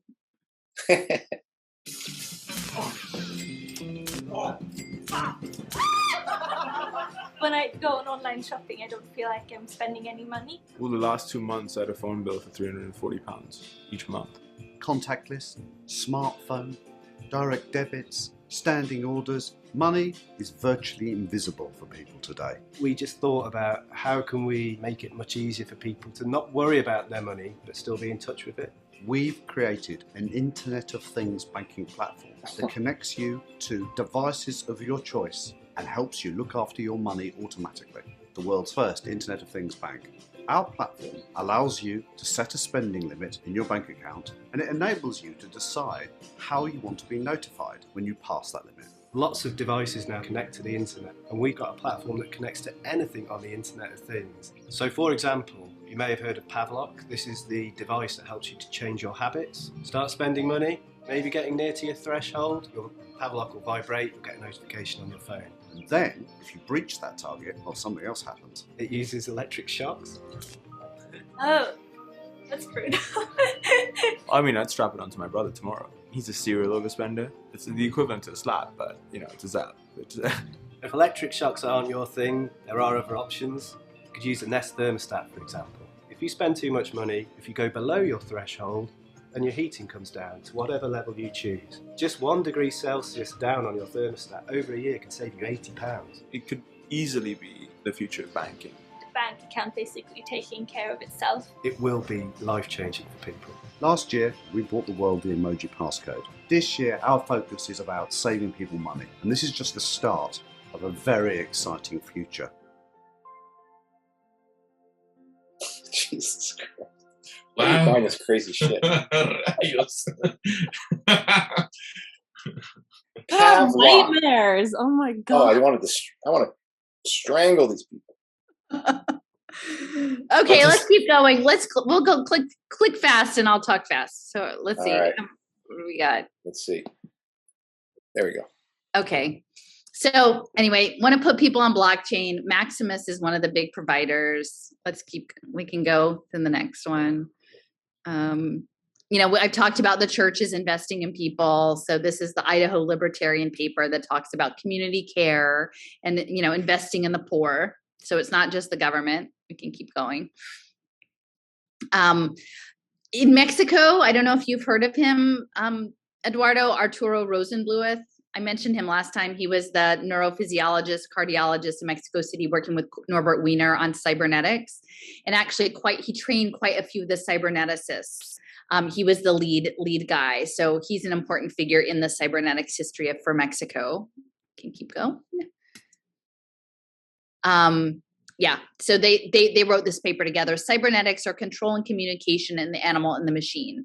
And it's programming. And literally you can imagine the programming, like once you start to attach things like wearable technologies that shock you when you do unapproved behaviors, right? That's pretty crazy. Okay, we can keep going ahead. Okay, so this is where Bloomberg brings it to New York. The work rewards, conditional cash transfers. It was in March 2007, so it was a while ago, right? So it goes both ways. They test it in Mexico, and then they try it back out in the U.S., and then they shut it down fairly quickly. But it's not going away. It's going to be coming back, but it dates back to 2007, and he's the What Works, mayor. Okay, we can keep going. Okay, so yeah, what Mexico can teach New York. It's all integrated. The World Bank. They pilot it, they move it around, and so this is, again, the year after. They had a pretty short run in New York, but it will be part of this UBI, I'm sure. Okay, next. And okay, so now we've got to Oakland. And I think after this, we can just close up. But so they're talking about this guaranteed income pilot, all right, Oakland Resilient Families, and we can click through to the next one. It's being run by Up Together. And there's a larger national program called Mayors for a Guaranteed Income. You can see there. So they want to have a guaranteed income. But Up Together is a big problem. And I'll show you why that is next. Let's see. So this is Up Together. So Mauricio Lim Miller, he was the founder. I think he went to Berkeley and was in tech and then decided to move into nonprofits. He was born in Arizona. It said his parents were from Mexico and he was raised by a single mother, right? So that's his story. All right. So let's keep going. He's going to help the working poor, reinventing society. So Up Together, I know about this because I wrote about it in Philadelphia a while ago. And these images actually have fallen off of their website, but I have the screenshots. It talks about that through Up Together. This is like the working poor doing things for the poor who are good, the good poor, that families will log in online journals monthly to input information about income, savings, health, education, skills, housing, leadership, and connections. Because when families quantify their habits on a regular basis, they gain a view into their progress and achievement. We analyze and report back to families the changes in their personal data through online dashboards and personalized quarterly reports, which create a feedback loop that will be used by these FII families. And this is the same program that they're using in Oakland. By tracking their progress, they can take control of their success. So this is cyber, like there is no reason why you should have poor people like tracking all of this data on themselves, but this is really specifically for the program. Related to hustle scores. So this is this Up Together software platform. You can take control of your success and this, hustle score. I mean, that's shocking, literally. By tracking progress, your well-being through data and stories about their lives. Like they actually, and this is my conjecture, is that in the global brain process, they want the data of like low income or like marginal, like working class marginalized people, because those people have to be really creative about how to get shit done. Like you actually have to, people who are pretty comfortable are much less creative about like making stuff work than people who are always constantly like, how do I put this together? How do I get the support I need? How do I manage my childcare? How do I do all these things? And that's like, those decision trees are probably complex and really useful to the data set. And that's why I think they want this. I mean, it's speculation on my part, but to me, if I were an evil genius, like that's how I'd be like, oh yeah, I want those guys. They seem to know, like, they never get ahead, but they keep trying, right? So that's anyway. the model for robotics development for the auto factories, in terms of the workers that they looked, and the ones who basically were able to be the most efficient as they sped things up. And then you look at their motions and you try to simulate those motions with a robot. So they tried to figure out who were the people who survived under the harshest efficiency productive processes as they kind of like change things to like push harder. And then what were the actions with their hands they took, or what did they do? What mechanisms did they, like what steps did they take? And then they tried to see what of those steps, what could they mechanize? Yeah. That's the same thing here. Yeah. And I don't know how many. Just makes me think also, I think I read somewhere where like in plantations, they used to whip the hardest work, like the better workers. There was an example for the rest. It makes me think of that sapper and, this technology and habits and, the choosers who choose the good workers and reward the good people, and whether it's I or people. So whether it's AI or people, it's just a scary thought, that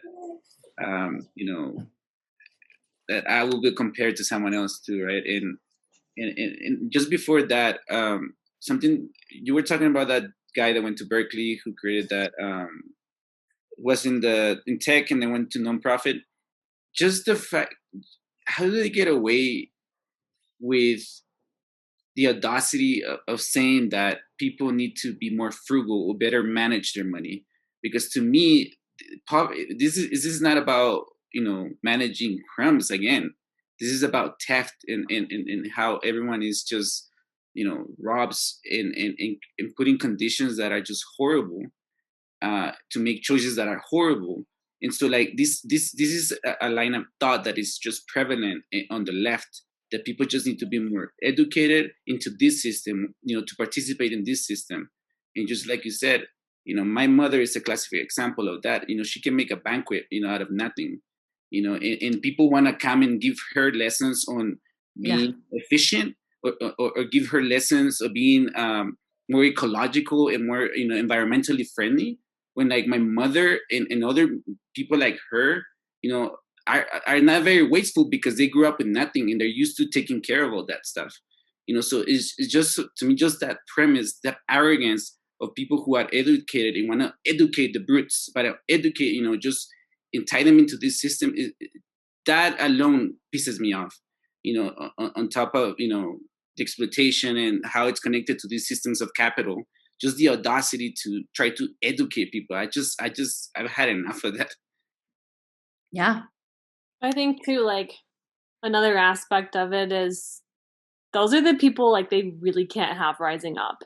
You know what I mean? Because they are so resourceful and because they are in a lot of respects more desperate, right? Than like those of us, you know, maybe in the global north who don't like this stuff, but we're a little more comfortable. And it's like, yeah, I mean, the slavery comparison, Kenny's an intense one, but I think there too, it's like that's the guy you can't have because he might lead the rebellion, right? Right. Exactly.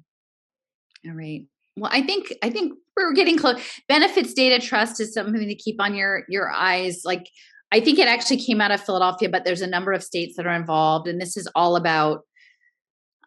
This is, I think, going to be how it goes. Is the public benefits that are tied to the data collection, and like Chan Zuckerberg is behind that. A lot of the big tech is behind. Rockefeller, Ford, Gates, and so that's one that people aren't talking about that more people should have on their radar. If you look, there's one more quote I think I want to get to, and then I'll end. It's maybe the next. Yes, it was 77. That's the last one I want to say. It was just this Jerry Brown one that I wanted to mention. So Miller, who he originally, so he was at Berkeley and then he went into nonprofits, and he was asking for money for the city, and they're like, oh, you're asking for too much money. You're not proving anything. And you're a poverty pimp. And he's like, oh, you're right. Maybe I am a poverty pimp. And so he resigned. And then, so he started this organization as a research project, right? So they tell you the stories, right? They're like, oh, the tech guy who went into nonprofits. And then the governor said, oh, you should, change your business model to be a data collection model. And so he got startup money from Jerry Brown to do this upward program. Is that what it's called? Upstart Hustle Score program. And so he gave the family laptops with the data tracking software to record every action they took to improve their situation. And then quarterly they got cash payments. And then it said that what the guy did, his staff didn't do anything. They just audited the data because they wanted a window into how they functioned if they were nudged to pursue their goals. And so I think, like, in terms of the politics, it's important to situate that. Like, they tell a story about this guy who just meant well. And then you're right, like regular poverty management is bad. So we need data-driven poverty management. That's going to be better. And that's this sort of, again, reformist narrative, but it's coming from the structure itself. Like the government is saying, by the way, this is the new way we're doing it. We're doing it with laptops and accountability, both for you and the individual families. So that's the conditions. And then the very last slide was just the Orozco again, like the mechanical angel whispering in the ear of the missionary priest and Cortez, being like, it's Jerry Brown or it's Cortez, that's California mission system, like writ large. And then y'all birthed it and now you're sending it everywhere. So thanks, California. Thank you for staying with me for so long, but it's important. I mean, do you see how is it making sense? It's a lot of connections. Yes, definitely. I think for our listeners and viewers that have stayed with us for this long, I think whether it be on the podcast or on YouTube, Rumble, or Odyssey, I think that they'll find the connections to those things. I think if we can start to incorporate this into the analysis, right? The imperialism and indigenous worldview, like the co-optation of women and children into the system through, the monetization, which is something that's, again, it's been in place, the welfare system and the behavioral controls for for decades, right? But now the level of cybernetic control, and again, the narrative that you're improving yourself, right? That these women are going to go to a web developer boot camp and become creators of the metaverse, and somehow like that means you've made it, right? You've become the maker of the digital world, while your kid is at a surveillance play table in the corporate franchise daycare. Like, is that what we want? Like, before we go there, is that actually what serves society best? Is that model? Well, I think it, for me, it's what it begins to do is expands my language, or expands my language for the kind of trigger words for imperialism. You know, when they talk about we're bringing democracy, that's the minute I hear that, I go, okay, there's something like it's the opposite. And so now for me, when I hear data driven, it's the opposite. Well, it is data driven. It's not. It's driven, like I just get this thing of it's driven against the intentions and what's good for people. Right. So they're just, that's kind of the first level of effect that some of the stuff has, is just expands my language for, and creates a different framework for how I hear these things that are sold to us as something good. I guess I'm just very skeptical, you know. I've always been very skeptical in some ways, but just like Lipson, I see more things that are like that I don't trust.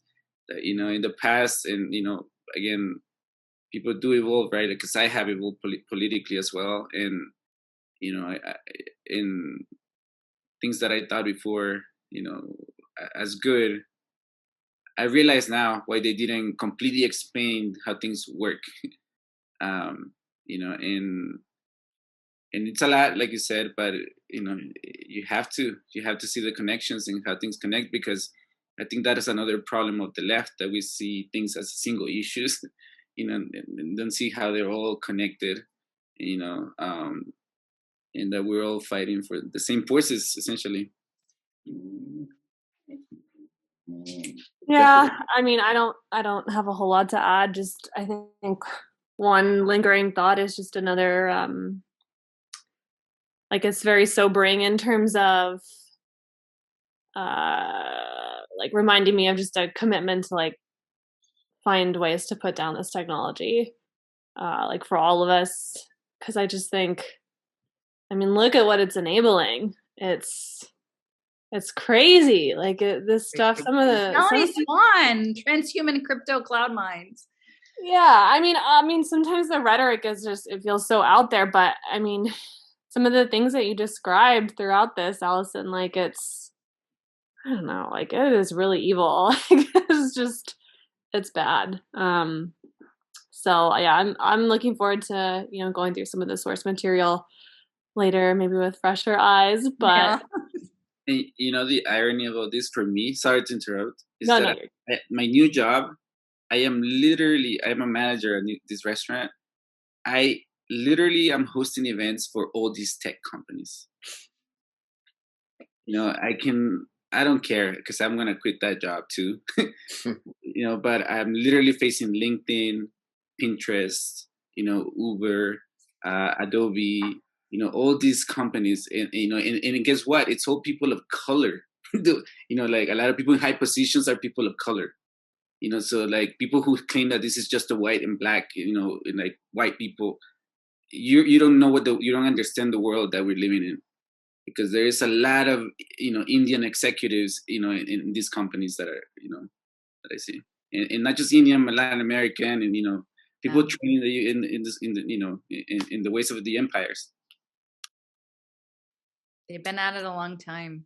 And I just want to say too, just for clarification, that like there are tremendous needs. Like I'm not in any way, like I hope the takeaway is not that like that people don't need help, or that we just cut people loose and whatever, because that's not okay either. It's just the solutions that are being offered linked to data analytics and predictive analytics and data surveillance. That's not care. Like that's not community care. That's not charity. That's not how you should treat people. Like that's turning people into commodities. So just in case it wasn't clear, like I don't want people to walk away and be like, Allison doesn't care about like pregnant women or little kids. I'm like, no, I just don't want it. I don't want this model. Yeah. And they're very deceptive. The way I think that's what I took away from this, is that it's conditional. Everything that is being offered is, as we have stated from the very beginning, it's conditional. You want this? All right. Right. We want this as well. And that the system that created all this need is now using the need to empower the system that's going to create more need. So this, and you're just saying, look, you want to keep going down this road. It's a death spiral. Like, it literally is a race to the bottom. There's no help here. This is, it's the horoscoping. Yeah, it is. Don't let that mechanical angel whisper in your ear. Exactly. So. All right. Thanks, guys. I really appreciate you. Yeah, you're awesome. Let's just end with the outro, and then we'll say our goodbye for people so they can find us.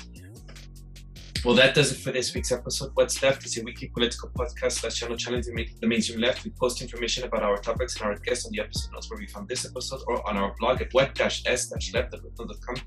You can find past episodes to this podcast / channel there and connect with us. I remind folks, if you like anything you've heard here, anything of Alison's work, you can find it on our blog, and please subscribe, rate, review, turn on your notifications to any of our platforms on Spotify, iTunes Podcasts, and Stitcher, Google Play, BitChute, Odyssey, YouTube, Rumble, Telegram, and we'll post all of that in the episode notes where we found this episode. And if you would like to give us feedback about something you've heard or suggest something for us to cover, contact us through our blog. I'm Eduardo Barca with co-host Jessica, Kenny Cepeda, and Andy Lipson. Thank you all very much. Thank you, Alison, for having us do part 2 of this. We'll see you next time on another round of of these Alice in Wonderland trips. Thanks, guys. All right, thank you. Great. Good night.